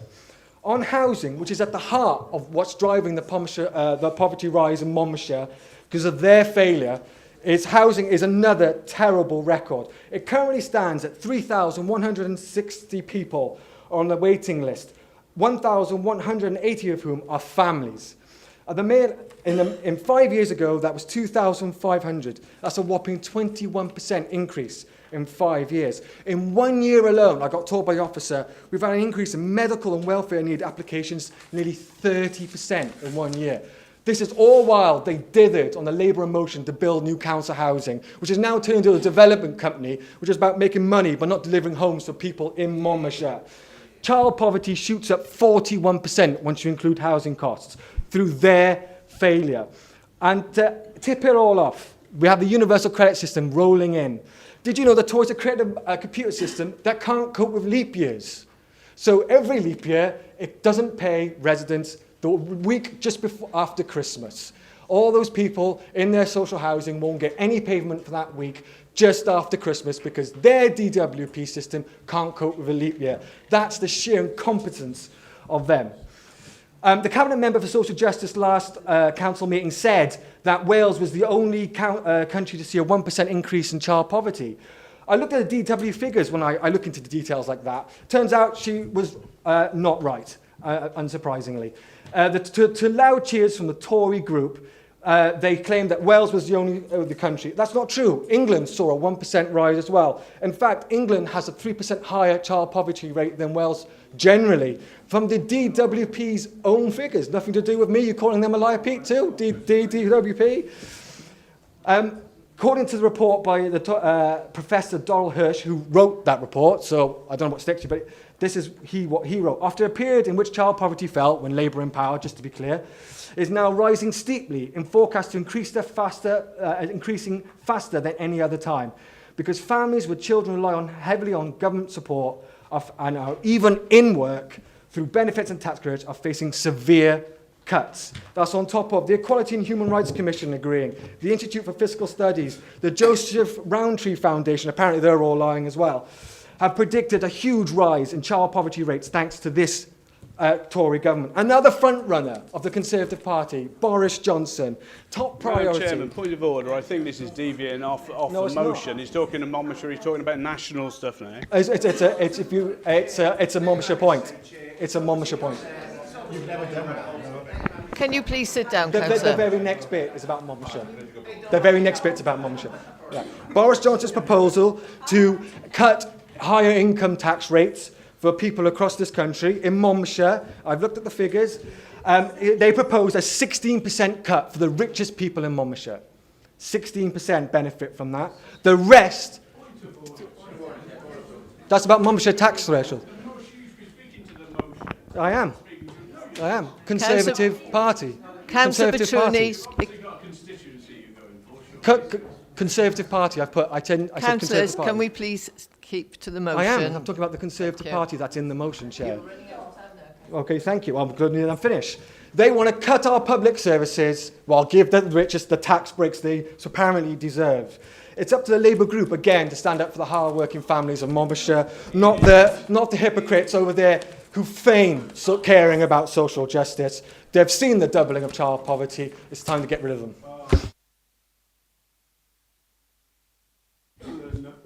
Is your motion seconded, Councillor Butoni? Councillor Thomas. Councillor Powell. Thank you, Chairman. Do you wish to? You don't have to, but you can do. don't You want to speak now? normally. Okay. Thank you, Madam Chair. I fully agree with the motion that's been put forward by to the full council by Labour leader Dimitri. Monmouthshire is a county of two halves. There's a very affluent sector who are obviously doing well, but then the other half is struggling to survive. And certainly I think for children who are on free school meals, they struggle, but also those families who are just above the criteria for free school meals. And they have been hit by the breakfast charge very hard, and particularly when they're encouraged to work. The Conservative mantra is to work, not to be on benefits. When you get families then who are actually getting out there, both of them are working, struggling to survive, and then they have to pay more for the breakfast supervision element. There are so many families who are really just surviving. And really, I want to see some changes. I feel strongly that many families are actually being failed by this authority. and failed badly. And it's not the families who are affluent, who can afford childcare, who can afford the breakfast clubs. I'm also very concerned about the deficit situation that Dimitri mentioned. 15 schools in Monmouthshire going into the new year this year with a significant deficit. 3 out of 4 are comprehensives. I welcome the new build in Monmouthshire. I will be there tomorrow when it opens. I've been there before. It is a marvellous school, but they are 500,000 in debt. Yeah. And at the end of the day, you need a nice building, but you also need the bread and butter things that make a school work. And they are going to struggle this coming year to get down a deficit of £500,000. And I'm certainly concerned about that. I was speaking to a head last week of a big primary, and he said to me, he's in a situation now where his budget is so tight for the coming year, he's got to consider making his caretaker, and it is a part-time caretaker, redundant, and he's going to have to open and lock the school. What a waste of time for a highly professional, highly qualified person to have to go around and unlock the school at 7 o'clock in the morning and close it at 5 o'clock at night, when he should, or she should, be managing the school and dealing with pupils and with his staff and parents and making sure they get a good curriculum. There's a working group now which is going to look at the formula for the cleaning and maintenance budgets for schools, but it's been made absolutely clear there is no more money. Now, in my opinion, that's like rearranging the deck chairs on the decks of the Titanic as it's going down. What is the point? Unless there is more money, nothing really is going to substantially change.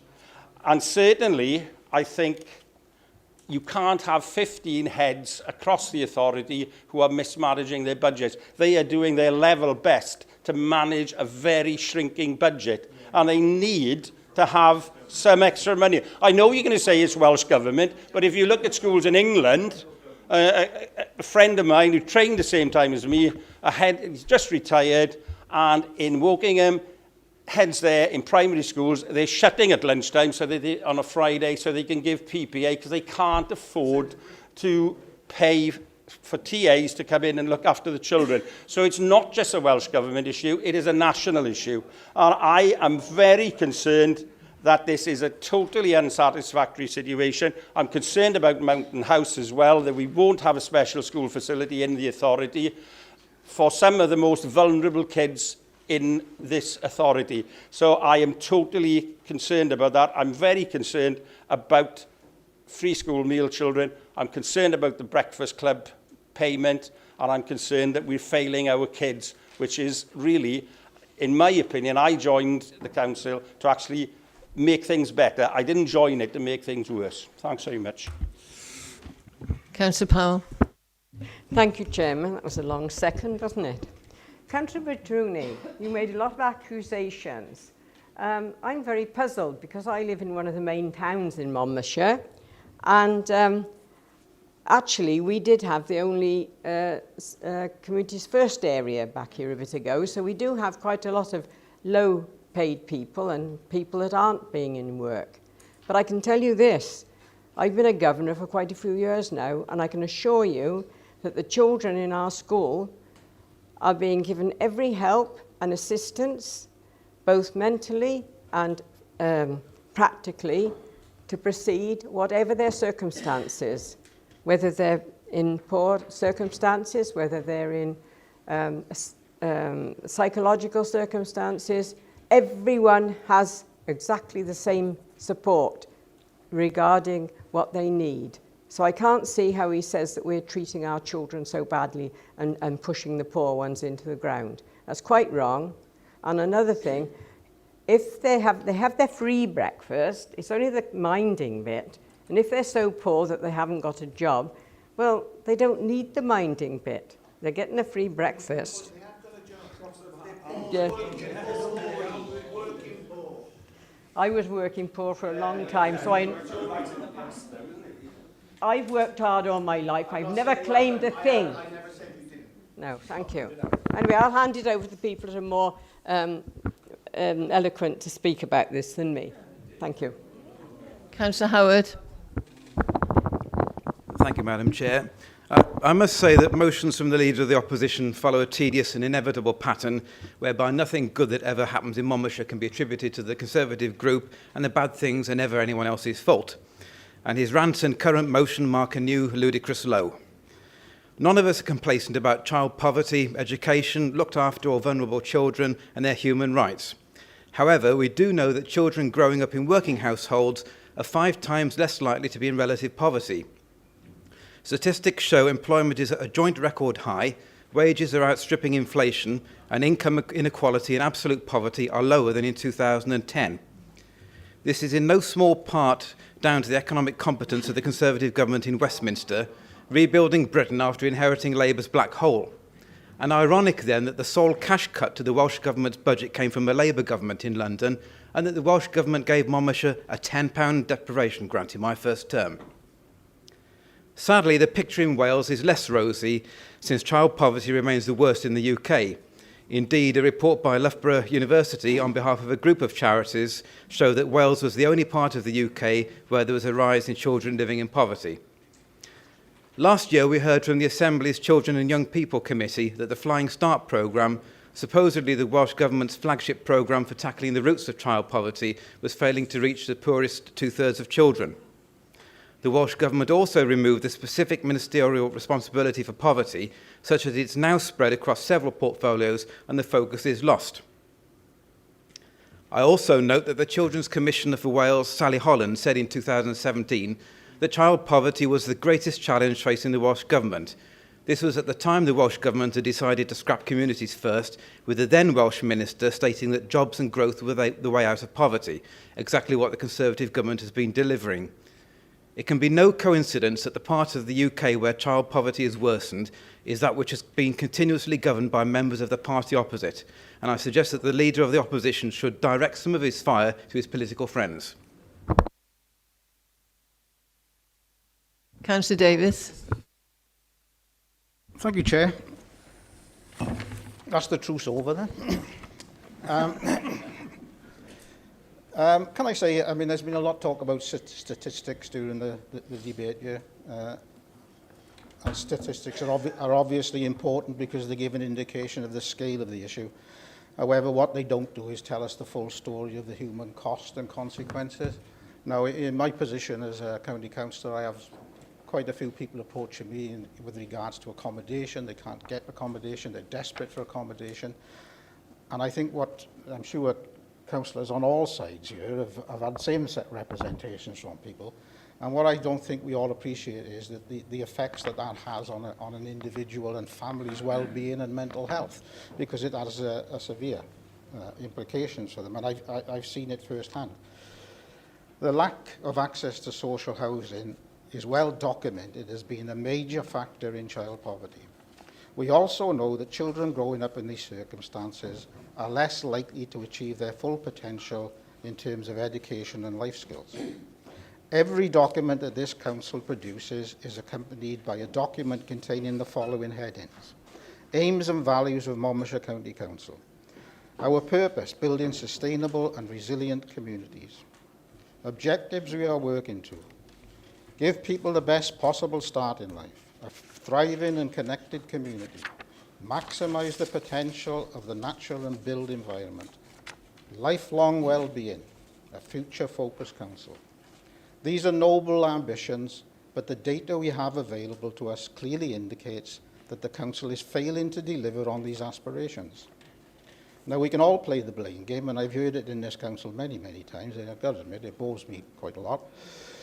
And we can spend endless hours repeating the same old sound bites, but perhaps someone can tell me how that gives any hope to the children and families who are suffering. Yeah.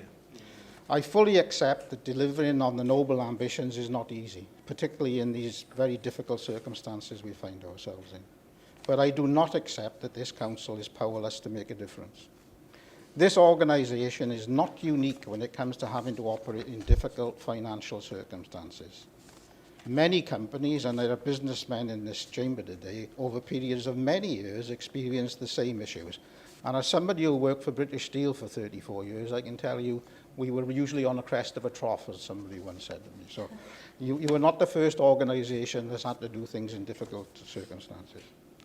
However, as far as businesses are concerned, the overall concern is to continue to satisfy their customers. Because for commercial bodies, if you don't satisfy your customers, then you don't have a future. For me, it's about what's right and what's wrong. Is it right or morally acceptable that we have thousands of residents waiting for accommodation and have high levels of child poverty in Monmouthshire? Well, for me, the answer is no, it's not acceptable. So the questions I would ask the leader of this council is, do you consider the issues of lack of housing and child poverty a priority for this council? Excuse me. If you don't, then there is no hope for those residents and children, and there is a bleak future for Monmouthshire. If you do, then what are you doing to make progress in delivering on those noble ambitions, which on their own achieve nothing? What action plans have you developed? Who is responsible for delivering the plans? What are the targets and milestones and timescales? When will those affected start to see some positive progress? Thank you, Chair. Councillor Watts. Yes, thank you, Chair. I think Giles's point was just irregular, out of sync, really, with, I guess, mainstream thinking, because since 2010, over 1 million more children are living in poverty, and that's subsequently because of austerity. The programme, the ideological programme of austerity, is responsible for the division that we see in our country. The children that we see running around on our streets, whose parents are struggling to make ends meet. That is the ideology, and it's a lost ideology, it's a failed ideology, and it's quite wrong for him to say that. Locally, though, I'm sorry to say that I think this local authority has lost its focus. It can raise its game when it goes to looking at borrowing £50 million to invest then in, say, Spitty Park, a huge gamble. Now I'm going to say this, Chair, a huge gamble with no one's got any real idea about the level of risk associated with that. But when it comes to feeding and ensuring our children are safe and secure, that's a second priority. Yep. I really do think that they need to go home and have a look at themselves in the mirror. If they believe they are morally correct, if they believe they are Christian, if they believe that they have any social conscience at all, because you are fundamentally failing the people of this county. And when I say, Dimitri is absolutely right, it isn't the people that live in on benefits, it isn't the ultra-rich, it is effectively the people, the working poor, what I would call traditional working class people who have taken a hit from you, as they have done every time you've been in government in history. Councillor Grocott. Thank you, Chair. On Tuesday of this week at Adult Select Committee, we heard a report on the impact of the rollout of universal credit in Monmouthshire. I have to say it made very difficult listening for me representing my ward in Abergavenny. Because when you look at the latest published figures for child poverty, the basic figures, my ward and that of Councillor Harris immediately adjacent to my ward, have the highest elements of child poverty in Monmouthshire. As a result of increased difficulty and therefore poverty, as a result of the introduction of universal credit, which, remember, is a flagship policy of the Conservative government, we see that, for example, in the community project in my ward, Monmouthshire Housing Association are having to fund a project worker to support people having to go through the indignities of claiming that particular thing that was supposed to make their lives better. In fact, it has had the complete opposite effect in my ward, and I'm sure in every other ward in Monmouthshire. We had an input from the Trussell Trust at the Adult Committee. They focused on the number of families in Monmouthshire who rely on weekly handouts at the food bank. That number has increased and is continuing to increase. It has not plateaued, it continues to increase. As a county we hear a lot about the impact of the Wellbeing and Future Generations Act. Let me remind members that the first goal is to give every child the best possible start in life. We are failing hundreds upon hundreds of our children.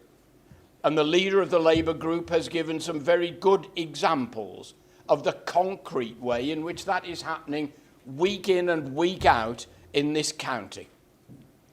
I have heard many, many times members on the far side of this chamber talking about what a wonderful place Monmouthshire is to live. And in the wards they represent, it might well be so. But let me just offer an alternative vision of Monmouthshire. In the latest published figures of child poverty in Wales, once you increase the element of housing costs, it's very interesting, and let me make some direct comparisons. In Devorden, 17% of children live in poverty. In Dewstone, 31%. In Trellick, another Conservative ward, 17% live in poverty. In West End, 31% live in poverty. In St Arvan's, 17% live in poverty. In Green Lane, 31% live in poverty. In St Kingsmark, 17% live in poverty. In the Severn ward, 31%. It sounds a bit monotonous, doesn't it? In the leafy, green, rolling areas of Monmouthshire, I can understand people talking about the beauty of their environment. But if you come into the wards that we represent on this side of the chamber, where we see nearly a third of children living in households in poverty, where we see housing associations having to help people because of the imposition of universal credit, when the Trussell Trust is handing out weekly food parcels to people living in my ward, then how, Madam Chair, can we conclude anything other than this council is failing to protect the needs and aspirations of its poorest children and the families that they live in? Councillor Sarah Jones. Thank you, Madam Chairman. I'm going to take the opportunity today to highlight the work that does indeed go on. I understand the challenges and I recognise those challenges, but I'm sure I'm going to echo the points and initiatives that are happening that are doing some really good work in our local communities. Work that Councillor Petrucci has absolutely failed to recognise just to suit his own agenda here today. And what I will do as Cabinet Member is reaffirm our commitment to providing equal opportunities for all, to go beyond what others, and for that read Welsh Government, seem failed to grasp.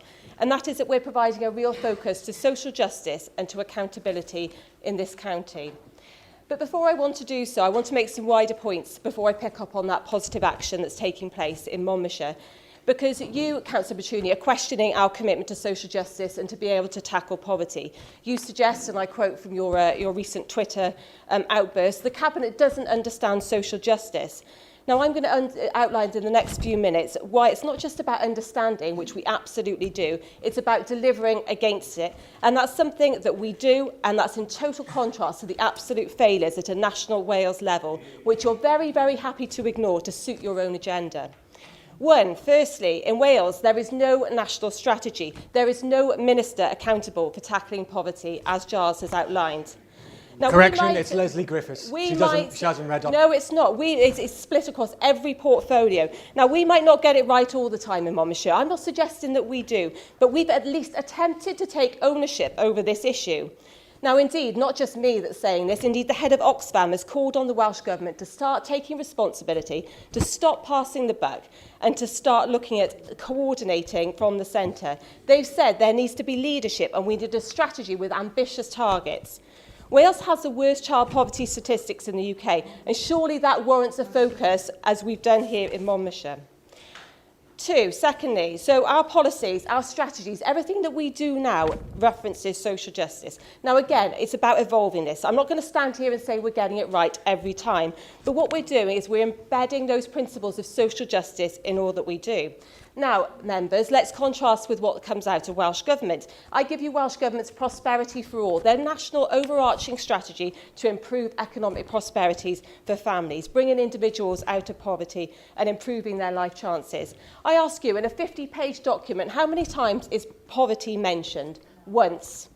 Indeed, commenting on that plan itself, the UN Special Rapporteur on Extreme Poverty and Human Rights, Professor Elston, found that the Welsh Government's approach and the Prosperity for All strategy lacks strategic focus and individual ministerial responsibility for poverty reduction.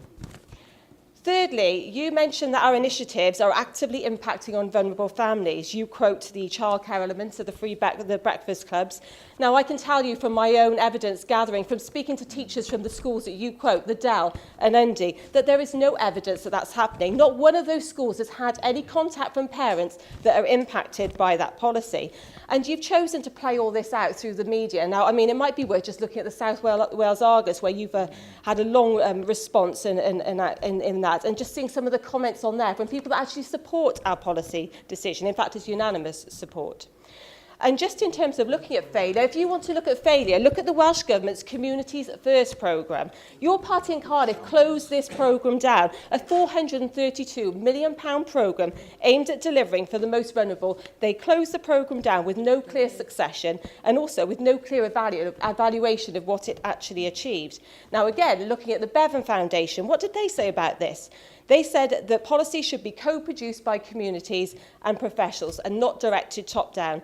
Now, Councillor Batoon, I suggest that's exactly what we're doing in Monmouthshire. Through our community and partnership development team, we're building communities up and building strong communities to help reduce poverty. It's a shame that that isn't happening elsewhere.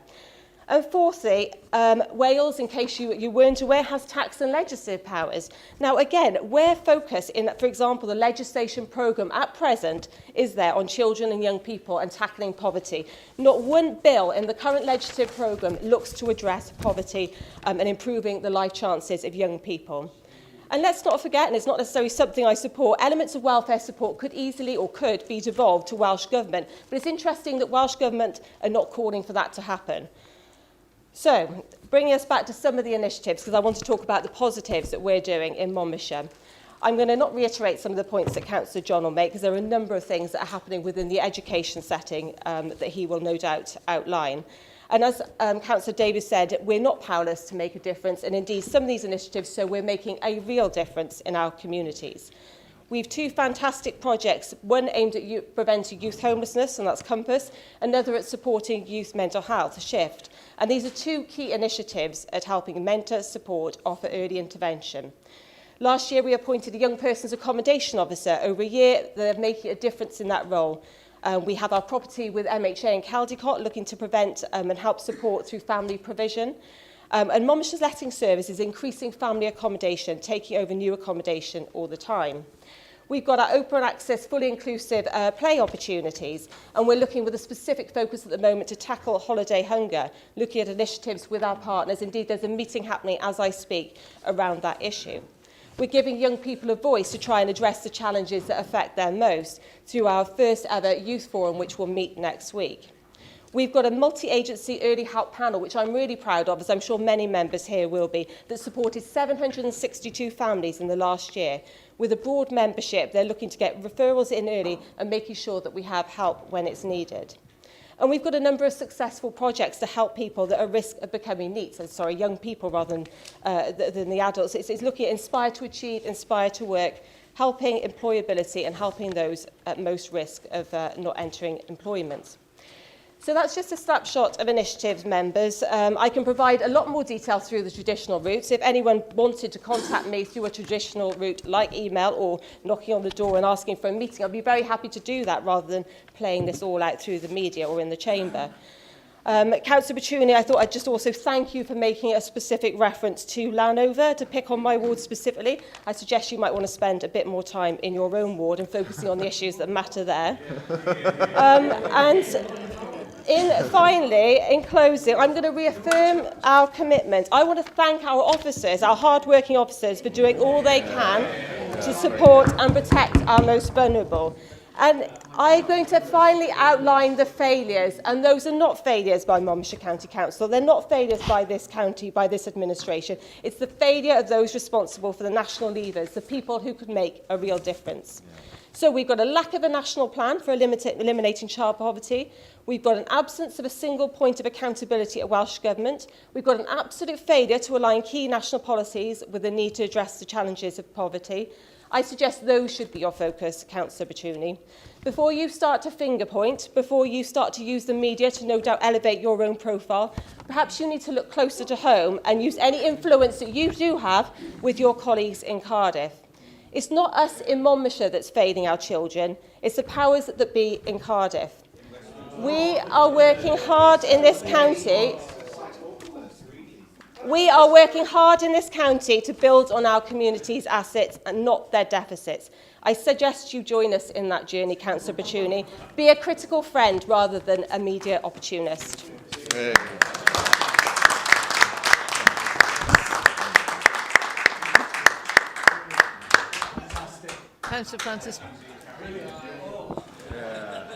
Councillor Francis Taylor.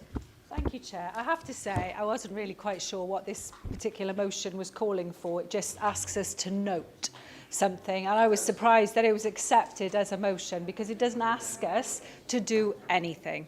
I have to say, it's really just correction, tedious. noting something is doing something, just for Francis Taylor's.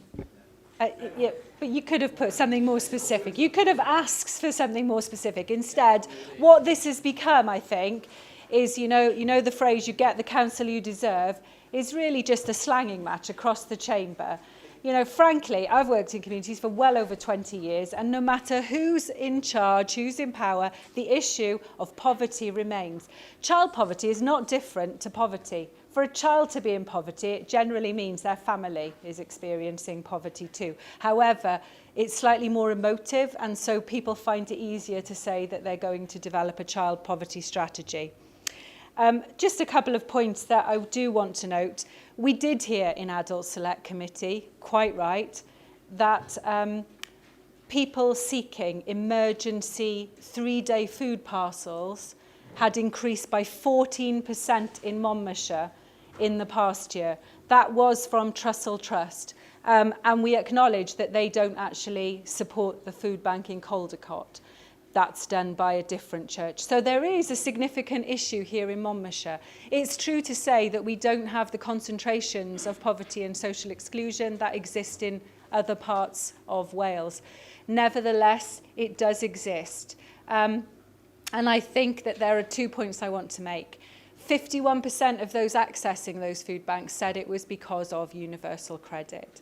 The 5-week wait to access universal credit is a real problem for some of our families. Now, that is not the making of our administration here. It is national UK government policy, and absolutely we are right to hold them to account for those issues and failures in the system by the DWP. However, it is also really important to note, Councillor Sarah Jones is absolutely right. I sit on the cross-party group on poverty, and we wrote to the First Minister asking that he provide leadership and that he specifically consider developing a poverty strategy. I read from the First Minister's letter. It is not the view of Welsh Government that a clear strategy to tackle poverty is necessary. So they don't think it's necessary in Welsh Government.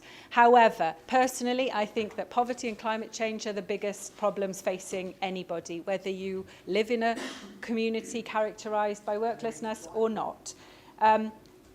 Poverty costs Wales £3.6 billion each year. If you think about the level, the number of the spend in our public services, which are there to mitigate. Going back to Adult Select, we heard that the DWP gives us an administration grant. because they know that there are problems with people accessing universal credit. And we top that up in this council and have a really good record of supporting people with discretionary payments. However, we have in Adult Select called for that to be increased because an increase in the discretionary housing payments could support more families. I think, members, it's less helpful to have a debate about whose fault is what and debate what can we do in this council to mitigate poverty and social exclusion in our county. Monmouthshire does not exist in a bubble. You know, we are subject. And absolutely, affordable housing. Councillor Dimmock and I just heard that the new development in Mega will deliver 25% affordable homes in terms of the proposal. And we think that is good. But there needs to be much more of that, members. We all agree with that. Is it more helpful for us to work together to find some solutions, to press the administration to go much further, and to use our position to ask Welsh Government to exercise the levers that they do have? We know that Welsh Government have many more levers they could exercise over poverty and social exclusion. And also, we should be asking that the Westminster Government do everything they can to alleviate this ridiculous situation where DWP takes so long to process universal credit claims. But that is not in the gift of this authority, and I think we should concentrate on what is in the gift of this authority. And I would have preferred to see a motion which was asking us, for example, to increase our discretionary housing payments, to write to the First Minister saying that we do want to see a specific policy around tackling poverty, around co-producing results with communities, because you're quite right, communities first. I don't know how you could possibly think you could solve poverty by spending 432 million, where many of the levers are in the UK government, but there are also so many here. Education, members. Welsh Government has had education in its gift for 20 years. We could have probably done a great deal more. And I say that speaking as someone who has been a teacher and works in communities where there are real challenges. I think my experience of working in some other authorities is that actually this authority does try and listen. And I think it could go further. Absolutely, Dimitri, you're right there. The one thing I would say, in Cabinet the other day, we heard about the breakfast club charge, and we heard that in some schools there have been a decline in people taking that up. That's my recollection. And we heard that there was a need to look at the equality impact assessment. And my comment to you on that is that should have been much more robust before we implemented the policy. So to be fair, I think we do some good work, but it could be much more robust, members. And we need to work together to challenge, the Cabinet member and the administration in a really positive way. But we also need them to listen. So thank you. Councillor Pratt. Councillor Harris. Thank you, Madam Chair. We just heard that what's in the gift of this authority is influenced by what is in the gift of the Welsh Government. And as far as you good people on the opposite side, that's where it ends. There's no recognition that what's in the gift of the Welsh Government is influenced by what is in the gift of the national government. And if anyone on your side of the chamber can tell me that they're honestly proud of the way the national government has behaved in the last few years, then I'll be very surprised. We mustn't forget, and you will never admit it on that side of the chamber, that we've suffered austerity for 9 years. And I've heard figures that the latest deficit nationally is 30 billion, and since the Conservatives have been in power in Westminster since 2010, the debt is now running at 800 billion pounds. You can't tell me that all this austerity is not having a huge effect on what we're talking about today in the debate, and to keep blaming it all onto the Welsh Government without taking any recognition whatsoever of what the national government is doing is bordering on the criminal. Thank you. Councillor Feakins. Thank you, Chair. I'm blown away that in this chamber we still talk about things that are completely out of our control. We have no control over Westminster policies, and we can make some sound bites in the papers and whatever about their policies and how they affect us, but in general terms, we don't get heard, we don't get listened to. I don't mind admitting, Roger, that we have suffered austerity for 9 years. Okay, you just said that no one would admit that on this side. I'll admit that. But that was in response to the administration of the Labour Party in before that. Delivering one of the worst economic crises since the Great Depression. Armand, I'll come to your comments, which I believe are misdirected, malign in their nature. This administration is doing everything to support the economy for this council and to support our residents, and is doing everything it can and out-of-the-box thinking to deliver cash flows which wouldn't otherwise be available to us. And that's all in light of the settlement that we received from Welsh Government. What is in our gift in this committee, and I've called on the Labour Party before to stand by us, is to go down and champion our settlement with Welsh Government. Why are we one of the lowest funded councils in the country? That is in the gift of the Welsh Government. That is in our control. That is within our ability to go and lobby that position. Why we're talking about Boris Johnson, Dimitri, why we're talking about universal credit, which is Westminster policies, which we have no control of on whatsoever, but what we do have control on is the settlement from Welsh Government. Why doesn't the Labour group either stand by us or go down to Cardiff themselves and bring back a piece of paper which delivers a better settlement for this county, for their residents, our residents, so that we can better fund services as you outline if you think that we're not doing our job properly. That is within your gift, Dimitri. That's your party, your gift. So don't challenge us so hard as you do when we don't get the money to spend on services. Francis, I stand by what you said.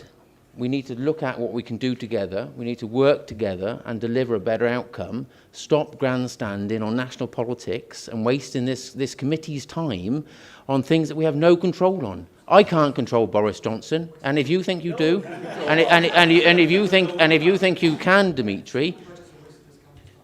So what I'm saying is that there's no point us debating Westminster policies or Westminster politics in this committee. Councillor Bertoni will have a right of reply shortly. And I'll leave it at that. Stand by us and come down to Cardiff and get a better bit of paper. Councillor John.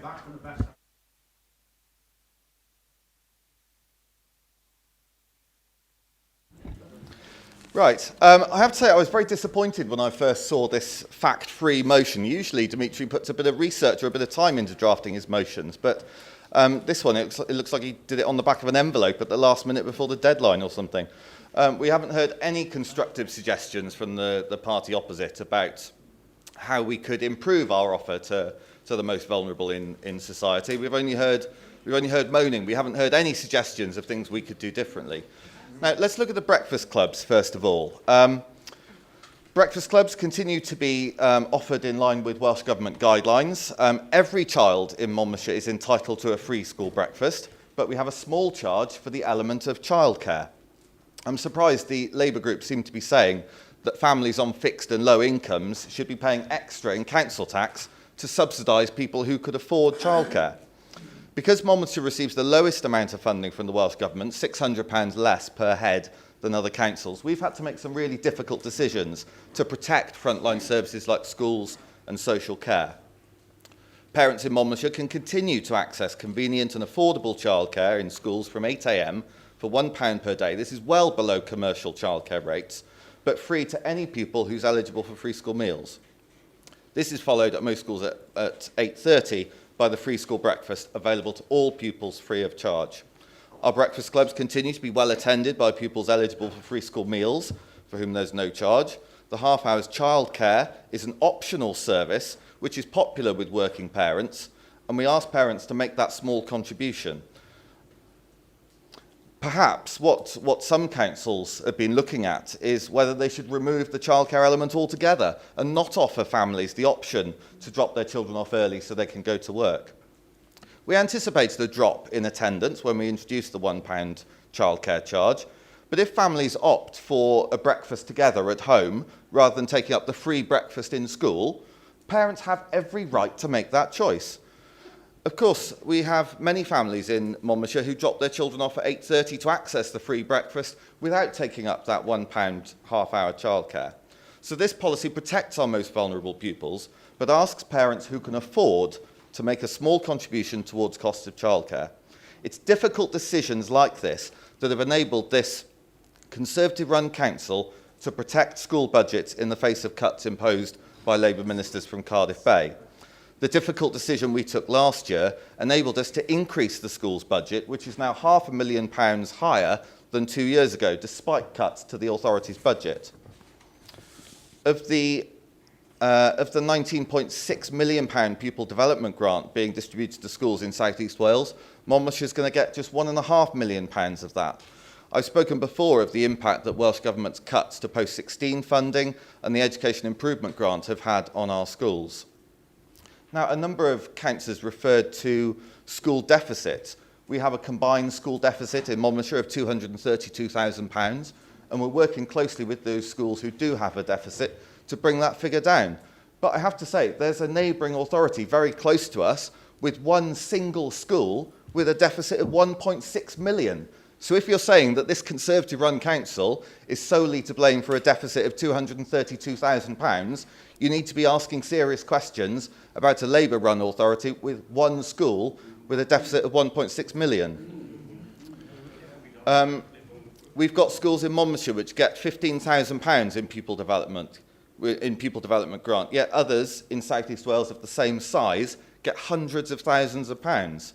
Now, this is true of other grants as well. The amount we spend per pupil in Monmouthshire has increased this year to £5,500 per pupil.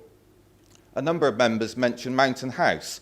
Well, you'll appreciate we're in the middle of a statutory process, so we're very limited in terms of what we can say about that, because that decision is still outstanding.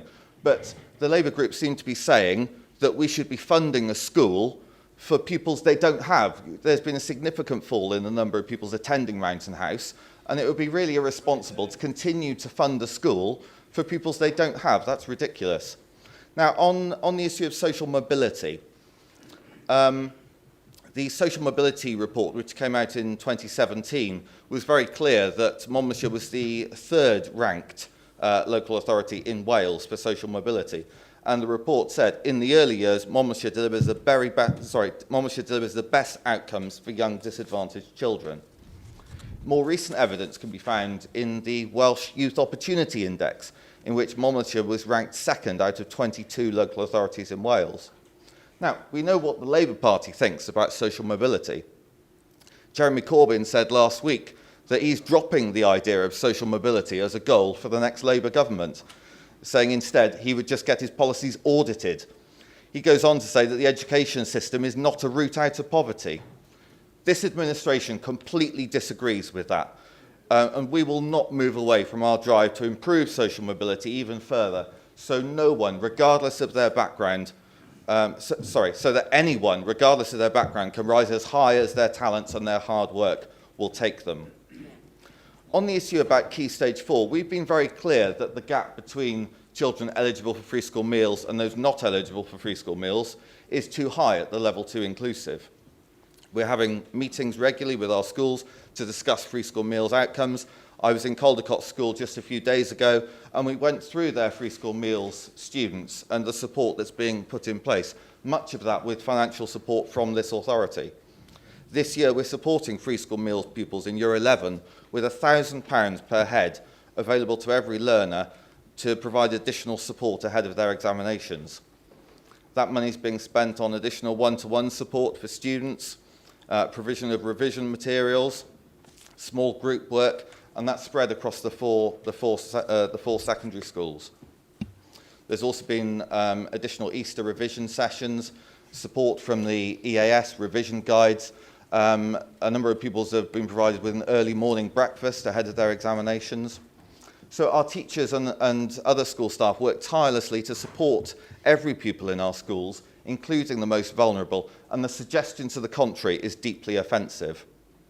There are many other things we've been doing to support vulnerable pupils in our schools. We were very keen to roll out the 30 hours free childcare scheme ahead of the national rollout. We provide free midday meals to every child entitled to free school meals.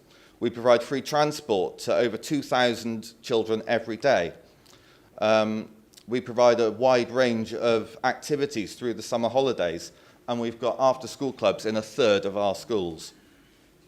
On top of that, we fund schools with over £45 million, and some of that is targeted. On top of that, we've got additional support for the most vulnerable. I mentioned earlier about the new schools that we're building, investing in the life chances of young people, and we've had to make really difficult decisions to be able to do that. Our Playmaker conferences and leadership programmes are always popular. For Duke of Edinburgh Award, we're top of the table in Wales for uptake, and with all our comprehensive schools taking part. Half our schools take part in the Daily Mile. Last year, 100% of our Year 5 pupils attended the Playmaker conferences. Unlike other authorities, we've maintained our investment in Gwent Music and the Outdoor Education Service because we believe they're vital, especially for disengaged and vulnerable young people. Is there more we can do? Absolutely there is. But we haven't heard any suggestions of what those things could be from the party opposite. We went into the last election with a manifesto setting out clear priorities in social justice. We published a book on our priorities and what this administration was going to deliver. We set out very clear commitments about building new schools, committing to our outdoor education service, supporting children with ALN, advancing STEM subjects, supporting vulnerable pupils. But what was Labour's offer? Well, I've got here a copy of the closest thing that Labour produced to a manifesto in that election. And I'll read to you the entire education section.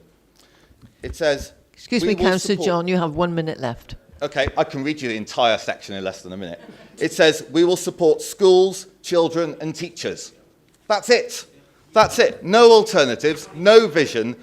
That's what the Labour Party offered in that election. So it's no surprise that in that election, the people of Monmouthshire decided to stick with the Conservatives, with a progressive and compassionate Conservative council, and not go back to the dark days of Labour rule.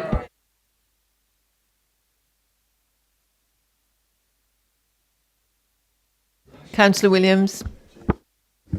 Thank you. Well, how do you follow that, eh? Well, thanks for that, Rich. You just introduced me to a concept I've never come across, a compassionate Tory, but still. You went around the houses a little bit with it. You did say that you'd had no alternatives. Well, we haven't finished yet. Right? We haven't finished. So to say you had no alternatives isn't quite true. The problem with poverty is, and my ward is 25%, and the same in the ward I was brought up in, just up the road in Jane and Councillor Howard's ward, 25%. It's such a crying shame, and I think with the housing thing we missed a bit of a trick there, because we turned that into a let's go and buy a retail park, which I support. You know, you've got to get money from somewhere, but I think we missed the trick by taking the housing aspect away from it. What's that? Well, all right, then was it a fast food outlet park? Same thing. You can call it what you like. I mean, you can call a trip abroad a jolly or a working trip. It doesn't matter. But Rich, you mentioned a couple of things in there, Rich, which I didn't quite understand. You did say, did you not, why should the taxpayer, council taxpayers in Monmouthshire subsidise the childcare for that extra hour in schools? Did you not say that? You did. I thought so. I thought that was social justice, but I could be wrong. For years, people who are more affluent have always supported people who are less affluent. It has caused problems, and it's caused a drop. But we as a council could be doing things better, you know, and I respect... Point of order. Can I clarify what I said? What I said was that people on higher incomes shouldn't, people on lower incomes shouldn't be paying extra in council tax to subsidise the very wealthy who can afford to make a £1 contribution towards the cost of their childcare. Well, I don't quite understand that. I don't quite understand that purely because most of the people who are struggling with this cost and have dropped out aren't actually pretty wealthy, are they? Now, come on, let's be fair. Where's the evidence for that? Where's the evidence for it? Well, they're obviously not. They're not managing well enough, are they? They're the ones dropping out. Where's your evidence that they are wealthy? Just the same, so don't be daft and leave me talk. I didn't interrupt you, did I? So what we could actually do, you know, as a positive to help those people who are in poverty and who are working for this glorified, remember Duncan Smith? Yes, in the budget when we had the national living wage brought out, which was really a rebanded national minimum wage that was brought in under Blair. And people who struggle are people who work in the shops. Yeah. People who work in Abergavenny on a daily basis, they struggle. They're working on minimum wage. They're struggling to keep going. We as a council could maybe say, OK, well, as you're on a minimum wage, working in the shops in our town centres, which we're all trying to promote, you don't pay parking. People don't pay parking in Usk Civic Hall today. And they're all on decent wages, mind. We are as well. We could pay the £1 a day or £5 a day, whatever it is. But those people, they are the ones that are struggling. That's a practical step that we could take to help people who are struggling. Yeah, and you had Councillor Powell there standing up saying, I've never claimed benefits. Well, I have, years and years ago. And I tell you what, I'm really glad I don't claim them now because it's a nightmare. It's an embarrassment to go into a job centre and be treated like dirt. Yeah, absolutely. Absolute embarrassment. And we, whether you're sitting on that side or whether you're sitting on this side or in the middle, yeah, you should all be quite embarrassed by the fact that people have to be treated like that in 2019 or whatever it is now. We need a system whereby that we can all help each other.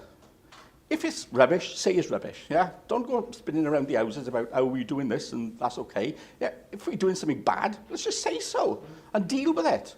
Let's look at possibilities that we can take forward. We produced countless documents in this council about your way, this way, my way, sideways, but we never seem to do anything physical that's actually going to help people. Yeah, let's sit down and have a bit of a, what they call, I don't know if I can say it, brainstorming session. And let's have a discussion about it and see what we can do. Yeah, but don't sit there saying you don't get any alternatives because, to be fair, you do sometimes, you just ignore them. Right? Or you criticise me and say, where's your evidence? Well, I haven't got any yet, but neither have you. So let's be open and say, I haven't really got that evidence because you haven't got the evidence to say people are wealthy and dropped out of these breakfast clubs. Why is somebody wealthy dropping out of a £1 breakfast club? My guess is somebody unwealthy is dropping out of a £1 breakfast club because when you've got 4 kids and you have to do that every day, the money mounts up. Yeah? They don't understand that. But you don't get it, so that's fair enough. But I think maybe we should all just come together and have a bit of a session where we think we can do something sensible and come up with some ideas instead of just like, you know, the Welsh Government this, the Welsh Government that, and Brexit this and Brexit from the party that brought us Brexit, and we know how that's gone. So let's hope that we can do something maybe together. I'm sorry, are they having a meeting their own? No? All right. I bored you, Pete, obviously. So, yeah, that's what I think. I think we should just, you know, come up with some ideas of what's going to help people a bit further down the ladder, perhaps. Sorry if I bored you, Pete. Thank you, Rog. Microphone. Thank you. Thank you, Chair. As a compassionate member, I'd quite like to speak on behalf of the authority and on behalf of social services in particular. Just a couple of pointers because so much has been said already. Councillor Petruni, this was a political statement using inflammatory language which is neither a question or motion and which seemingly undermines all the Monmouthshire service providers concerned.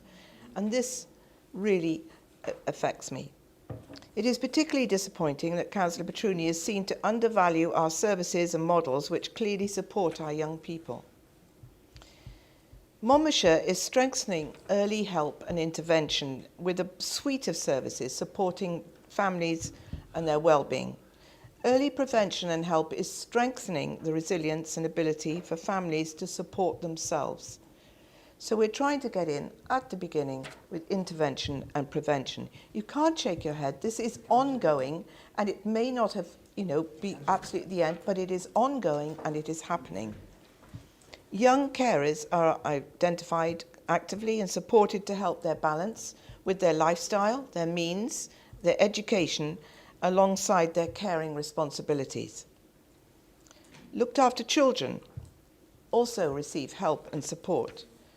And we are all corporate parents and have a cross-party duty to support young people.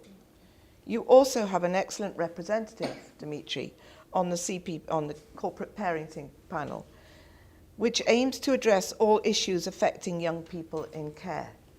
So I know you know that what is going on.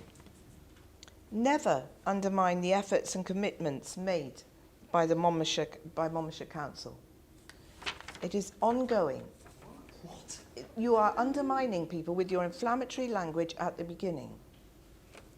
In your motion, in your so-called motion. What did you say?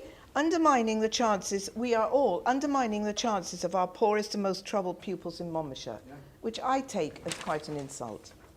I would request that any future statements that you make are more prescriptive and motions submitted that can be addressed specifically. And I really don't, I agree with Francis, I really don't know how this got through as a motion. Thank you, Chair. Councillor Greenland.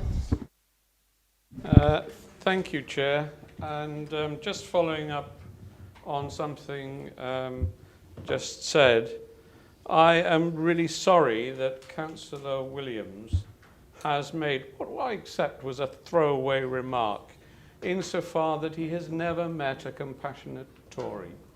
I think, well, exactly, you were only joking, but it was a throwaway remark which was uncalled for, and I find particularly objectionable. And if you want to withdraw it, then I accept your withdrawal. But I wish you had thought before you made that remark. As far as Councillor Batruni is concerned, I have rarely heard him come to this chamber and deliver such a rant as we have just heard. Now, if he came representing a party that had shown itself to be a party in waiting to come into government, that was a party competent and had good financial management, then perhaps he would be listened to.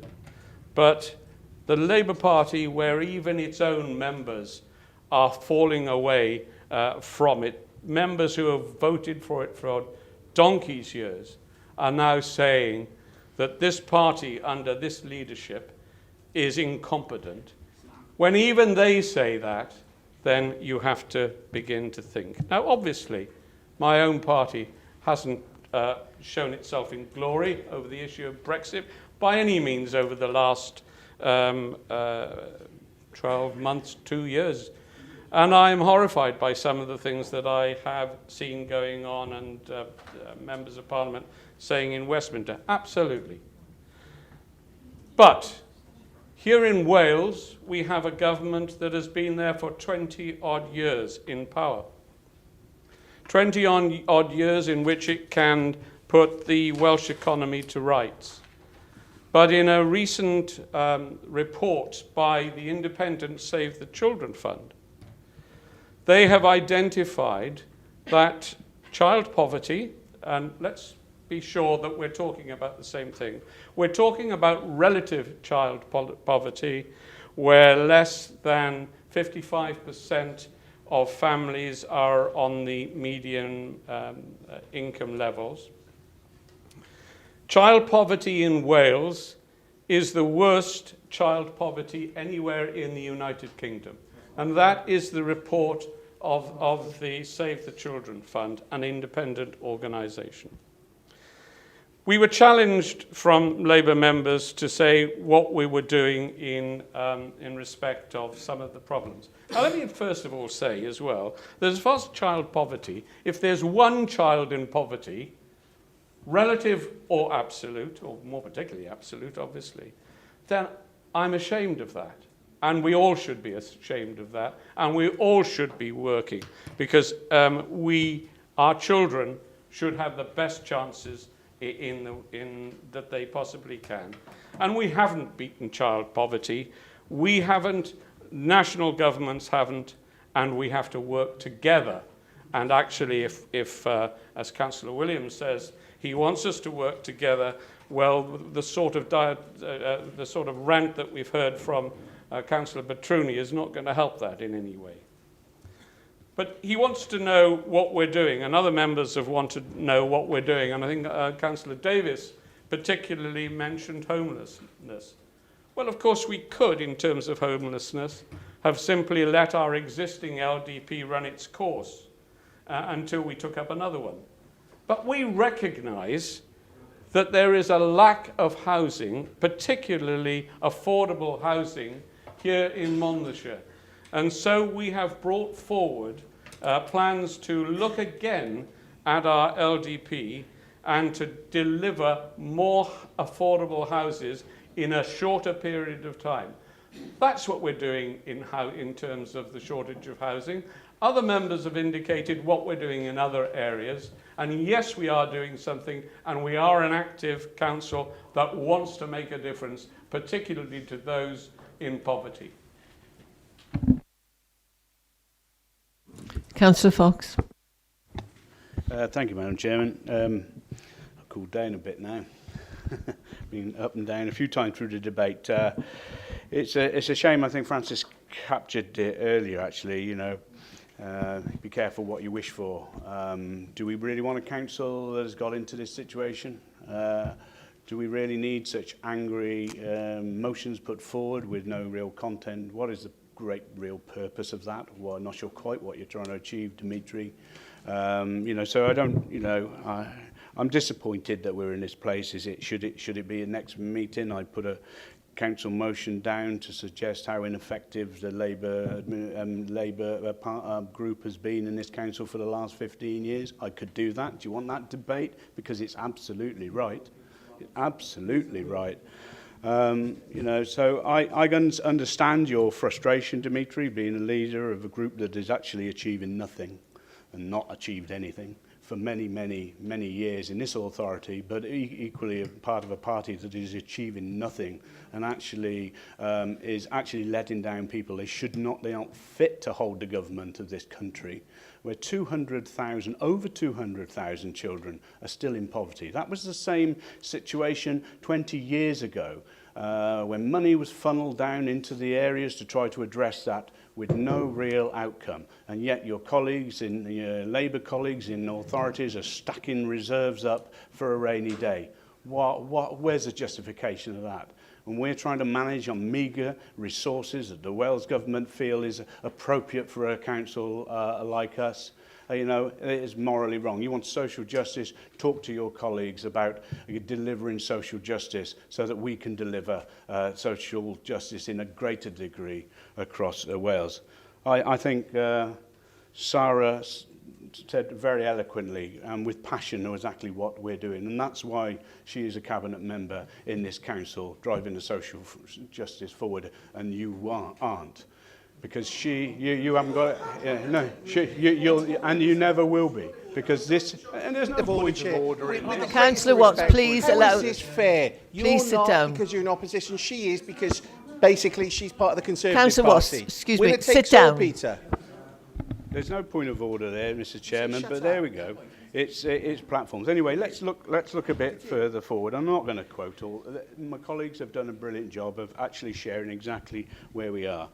The reality is, your group, Dimitri, you have never brought forward, you never bring forward a meaningful alternative budget, you never bring any alternatives forward which are meaningful and work in collaboration with us. Correction, I put a budget every time since I've been a leader. Every time, and you've rejected it every time we'll nick the policies later. Madam Chairman, they never deliver one which is within the time frames for us to equality impact. They bring things forward which are unthought out. They don't do that. And that's the reality of it. And Tudor, you said, yes, you'll be there tomorrow to support a school. Yes, you will. And you'll be in every other place where there's a photo opportunity and you can celebrate and take the plaudits. And you can take the plaudits of the good work that we have put in place. And you'll do that continually. And by the way, your title is chairman of the Children and Young People Select Committee, not Children and Young People.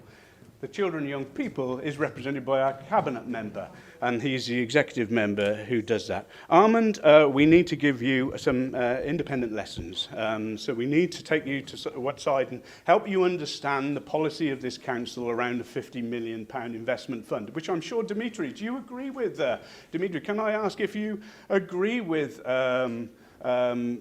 Councillor Watts's view on the £50 million investment fund? Perhaps you could answer. Yeah, I'll talk to that in a second. Yes, I'll talk to that in a second. And I'll talk to that in a second. Could you answer? Perhaps you can answer in a second. Do you agree with your member? Because you've not got many. It won't take long to help Armand Watts understand what our investment policy means and how it's going to generate additional money to subsidise the lack of resources which are being forwarded to us, Council, by your council. So we need to help you understand that, Armand, because it's a shame, because it's a really important thing, which actually Dimitri, giving him credit, has been part of setting that up, and I think he agrees, actually, as do other colleagues sat next to you, would agree it's the right way forward. And we will continue to invest in our commercial portfolio to generate income going forward. Martin, Alan. It was housing and homelessness and child poverty. Of course, it's a priority to this council. I think we've demonstrated that. We can never do enough. We've got to continue on that journey, and it's disappointing when we see figures change. We know that, but we're doing all we can, and we will continue to do that moving forward. Don't forget, there is a Social Justice Advisory Committee, which the only Welsh Social Justice Cabinet set up. And so we would hope you would take an active participation within that. And if you were, why do you want to come here today and take this stance, which is so negative? And it's not something, it's very edifying for any of us going forward. Yeah, so if you've got some stats, let's talk them through. Let's bring some alternatives forward. Let's hear some of that going forward. And I know you were waving the newspaper about just now because it shows the front page where members of the Cardiff Capital Region of all political persuasions went to Cannes to MIPIM. Yes, I went as well. I went because I wanted to see that I wanted to drive our offer within the Cardiff Capital Region to the world, to the global audience. And what was conspicuous in that place? That Wales government were the only country that wasn't there, selling us short. It's not a French Riviera. It didn't mean much to me. It was no better than the Gower. It was a crummy hotel, and it was damn hard. Well, I can't help what they charged. Had damn hard work trying to create opportunities for the future of the young people in this region. And I stood shoulder to shoulder with your Labour colleagues because there's some good people out there. And we are trying to do Councillor something. Petroni, please, you will have a right of reply Wales. shortly. Your party has let us down again and again and again. The only reason you brought this is today, you're frustrated because we parked our tanks on your lawn. You believe that social justice is your agenda, that Conservatives don't have a social conscience. You're totally wrong. It's all a facade that the Labour group put on to disguise somehow that you've got this social conscience and social justice is a big thing for you, but you deliver nothing. Never contribute meaningfully to anything we've done. So come on, let's hear your final statement where you rant and give us another kick in, but let's please think about moving forward in a more constructive way as a council going forward. I understand if you're standing as an assembly candidate somewhere and this is a platform, I can understand you wanting to do it, but let's just grow up a bit, shall we?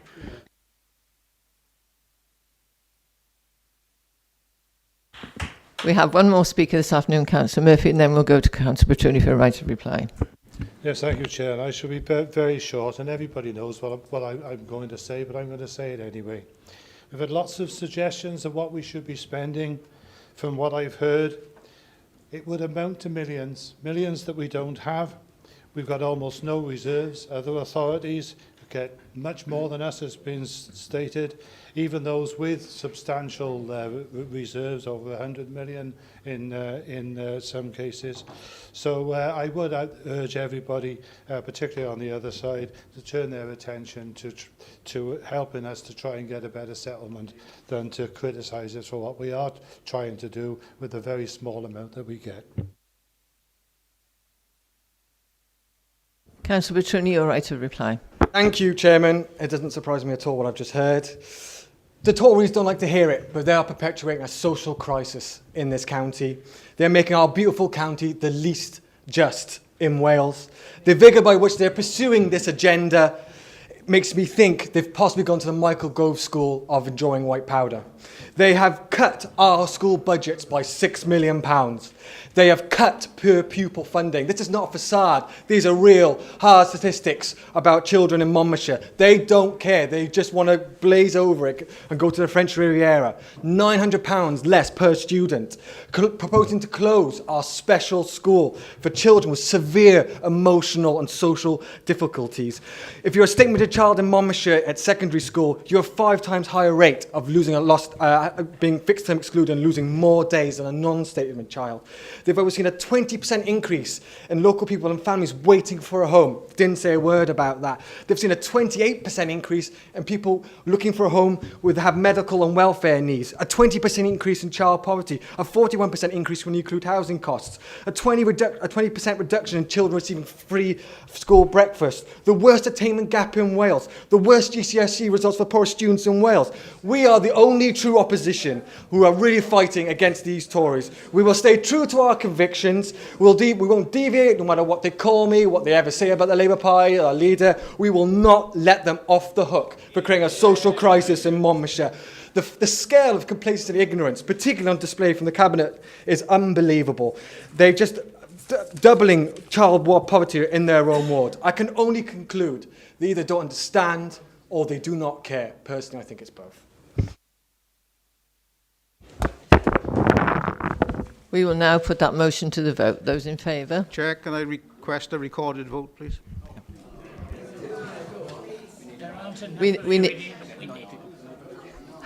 We need 9 people to agree to that before we can proceed.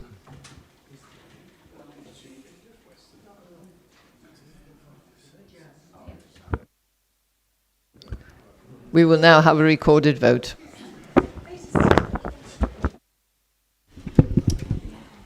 Okay, Councillor Petruni. Councillor Brown. Against the motion. Councillor Clark. Against. Councillor Davis. For. Councillor Devey. Councillor Eason. Councillor Evans. Councillor Feekins. Against. Councillor Fox. Huge against. Councillor Greenland. Against. Councillor Grocott. Councillor Guppy. Councillor Harris. Gone.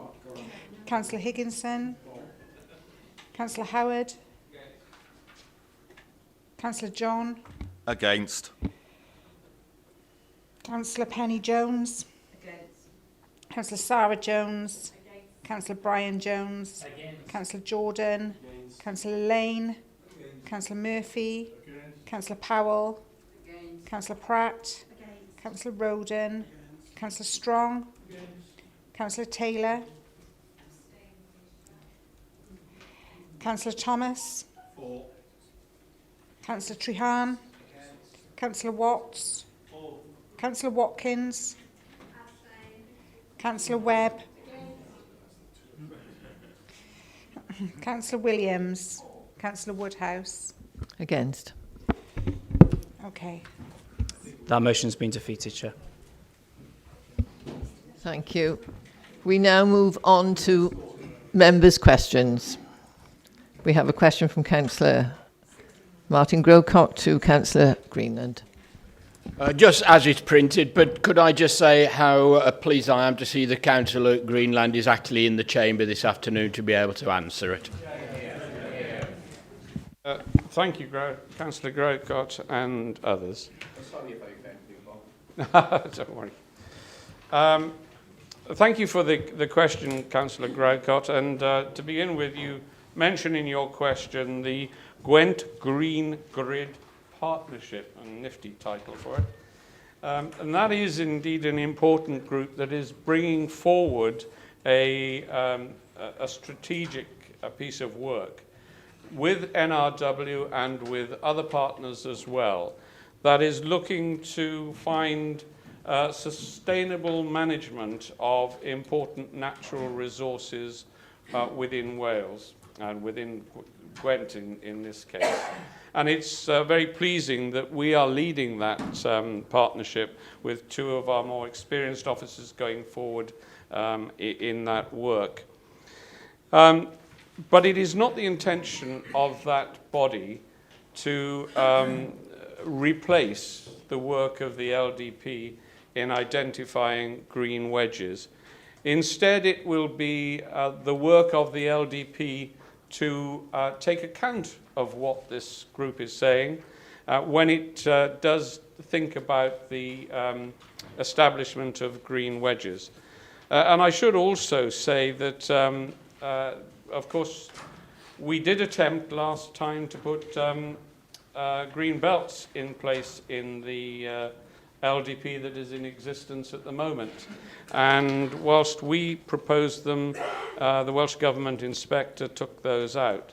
So actually we are very much focused ourselves on the need for these green wedges to come into our LDP. But we also have competing issues in terms of the preparation of the LDP, and as we've already made reference to, we need to bring further housing. And so we are going to need to look at the both the existing green wedges that are in place at the moment and to decide whether they are still appropriate in the places where they are. And we are also going to bring forward and consider other green wedges as we move forward.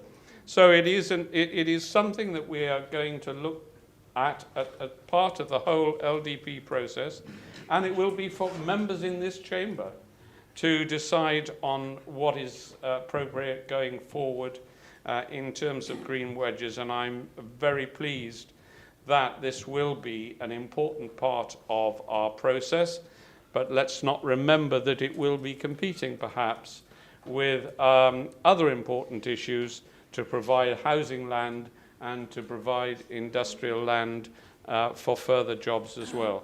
But thank you for your question. Do you have a supplementary question, Councillor Grocott? Thank you, Chair. Thank you very much for that answer, Councillor Greenland.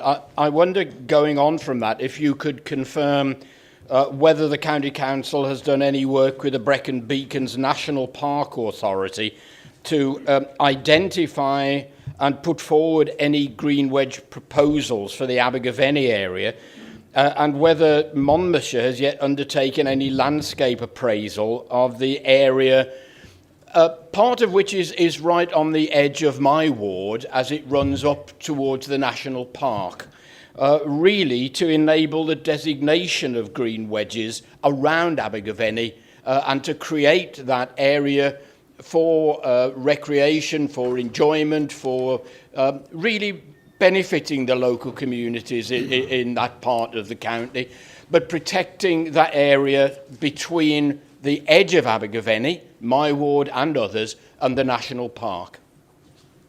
Thank you, Councillor Grocott. I can certainly confirm that as we move forward with the development of the LDP, we will be consulting with a whole host of interested other parties, and particularly with the Brecon Beacon National Park, because obviously it has planning control over part of our county.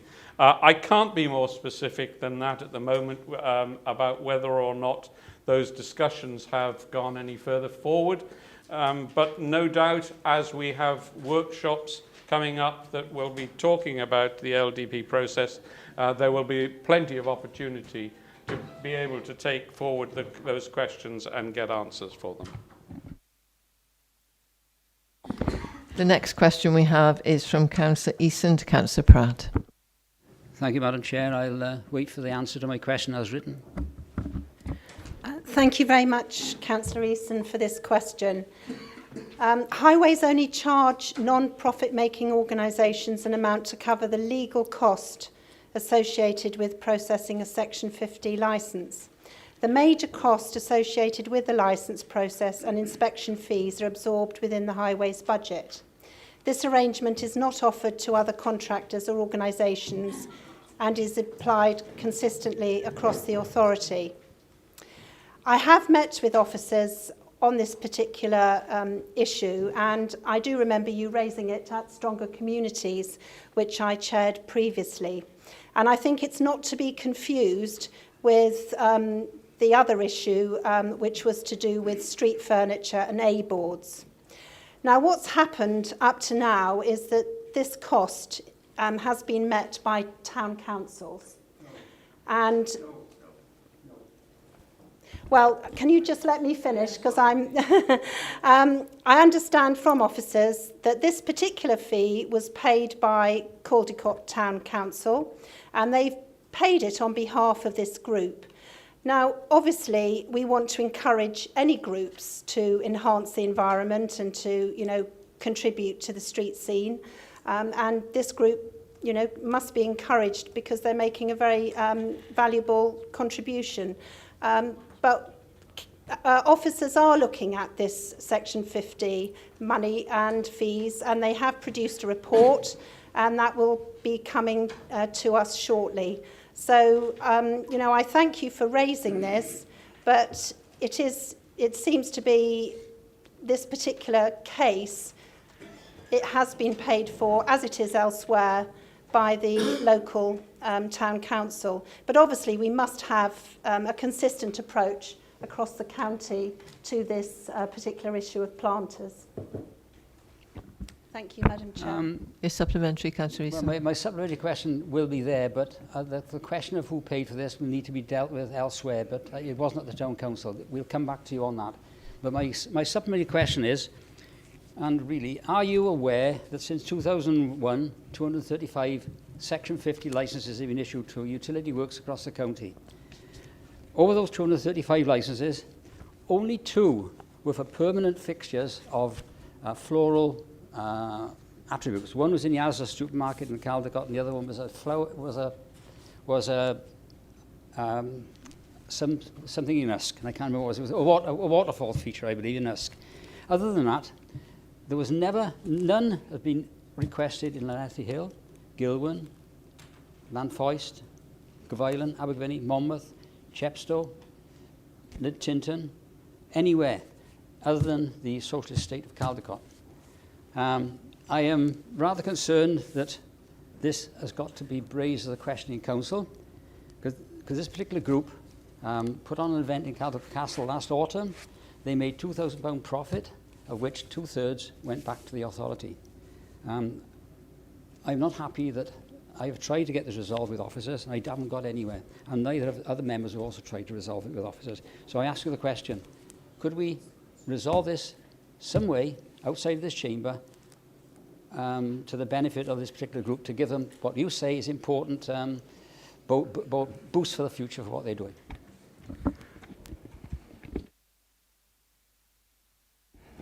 Please reply, Councillor Platt. Thank you very much, Madam Chair.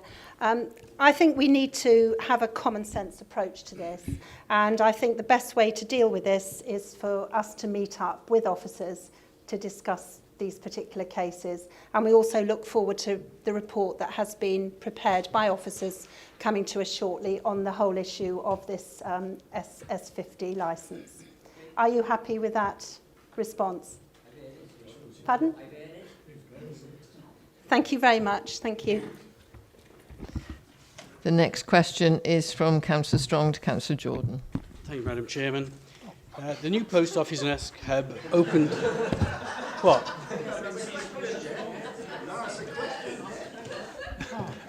I was only going to say as written, Chairman. Councillor Jordan. You ready? Right. Thank you, Madam Chairman. Thank you for the question. The new post office in Esk Hub opened on the 1st of May. Monmouthshire is the first council to run a local post office, stepping in when the previous branch in Bridge Street and Barclays Bank both announced their closure within a few weeks of each other last summer, meaning that the people of Esk and the businesses of Esk would have to be left without services. This is the latest development in the evolution of our community hubs, and we've shown that combining things in a single building can help maintain the locally accessible services that can be maintained in the matter of communities. The service mirrors the opening hours of the hub, which include Saturday mornings. We've appointed 2 part-time staff to run the service, and it wouldn't be possible without the support of Esk Town Council, who are co-funding the operating costs. And at this stage, I'd like to give particular thanks to Richard Drinkwater, who's been single-handedly running the service alongside his other responsibilities, while we wait for training to be made available from the post office to the rest of the team. We've had interest in our model from a number of other local authorities, and Service Manager Richard Drinkwater will be giving a presentation on our approach at a series of good practice events run by Wales Audit Office on maintaining services to rural communities. Staff have reported some positive non-financial benefits for other services in the hub, with some people visiting for the first time, and for example, we've seen an increase of library membership. During its first full month of trading, there were 4,559 counter transactions, an average of 38 for each hour the service was open. I'll be able to advise the members on financial performance later in the year when we get full trading figures. It's important to remember that each counter transaction generates revenue, helping us maintain this offer, so it's really important that people continue to use it. We're planning an official opening on the afternoon of Thursday, the 27th of June, and I've invited the chairman, local member and representatives of the Town Council to join me there to help celebrate and promote the service. And Madam Chairman, again, under a Conservative administration, Monmouthshire leads and others follow. Do you have a supplementary question, Councillor Strong? Not a question as such, Madam Chairman. It was just to thank the officers for all their help, and also the Town Council, who've really been working hard to make sure that the post office stayed open. Yes. But in particular, could I thank Richard Drinkwater, who's already been mentioned, and Matt Gatehouse, who's in his elevated position today, for all the help that he's given as well. Thank you. Well done. Thank you. We have one last urgent question from Councillor John to Councillor Greenland.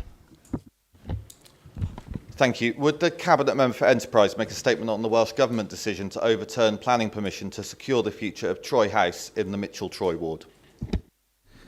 Thank you, Councillor John. As the local member in which Troy House is situated, I can understand why you have asked this question. I too was extremely surprised and disappointed by the decision of the Welsh Inspector, which was then confirmed by the Welsh Minister, that this application for the development of Troy House should be overturned. For those of you who don't know anything about Troy House, it is a listed building, a very important listed building, which stands outside Monmouth.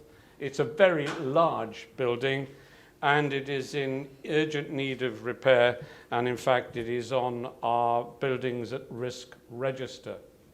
The owner had been negotiating with the council for a number of years, I think it's around about 8 years if I remember rightly, about the future of this building, and he wanted to convert it into apartments. I don't think that was the problem at all.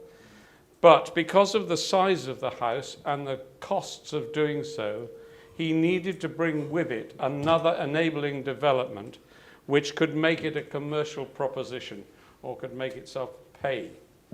And that was the problem that arose. Now, I won't go into the reasons why, but it went through planning committee with the officer's recommendation for approval. It was approved by planning committee, and has now been turned down. The result of that is that it remains a building at risk, and to put it to give it a long-term future will cost many millions of pounds. And unless there is a feasible opportunity for development adjacent to it, there is no commercial future for that house. And if that is the case, then the upkeep of it and making sure that it retains in reasonable order will fall on this council. It is money that we cannot afford. We are talking many millions of pounds. The Welsh Government has taken this decision. I think, therefore, the Welsh Government will need to come up with a solution for us that will enable us to move forward with what has been a thorny problem for many years. I can't at this stage say anything more than that, but I do know that the Chief Executive and the leader will be meeting with the Minister in a very short period of time, and I do hope that they will be able to raise this question then. And if I have any further information, I will bring it back to Council, because whilst this obviously is of great interest to people in and around Monmouth, the effect on the whole of this council, if it has the burden of looking after this house in the future, could be substantial. Do you have a supplementary, Councillor John? Very, very briefly, just to say that the planning application wasn't without some localised concern, but that was mainly regarding access to the neighbouring farm rather than flood risk. But there was or still is a very strong desire locally to secure the long-term future of Troy House. But I do feel very concerned that Welsh Government can make a decision overturning the local expertise of our planning committee here and make a decision which obviously has no relevant financial implications for them, but for us. And I agree with Councillor Green that that's a real concern for the authority. Could I raise a point of order, Chair? In clarity, this decision was made by an independent inspector. The Welsh Government, I believe, will not be able to overturn this. It's got to go through the proper process. So saying the Welsh Government is stopping this, it's not the Welsh Government, it is the inspector. Am I correct? Councillor Eason, I think we've had the latest situation from Councillor Greenland, and we will await further information. Just to confirm, the inspector made a decision which was then passed to the Minister, and the Minister has confirmed that position. So it is the Minister's decision and not the inspector's decision which we're talking about now. Thank you. Right, we'll move on to the minutes now. We've got two sets of minutes, one from the 14th of May. Move. And the 16th of May. Move. I have a couple of alterations to the 16th of May before we move them. Councillor Greenland he gave apologies, and you're down as being here. And we did have a minute's silence for the former Chairman, Don Spencer. So we're going to add those to the minutes, otherwise we'll move them. Thank you. We'll accept them.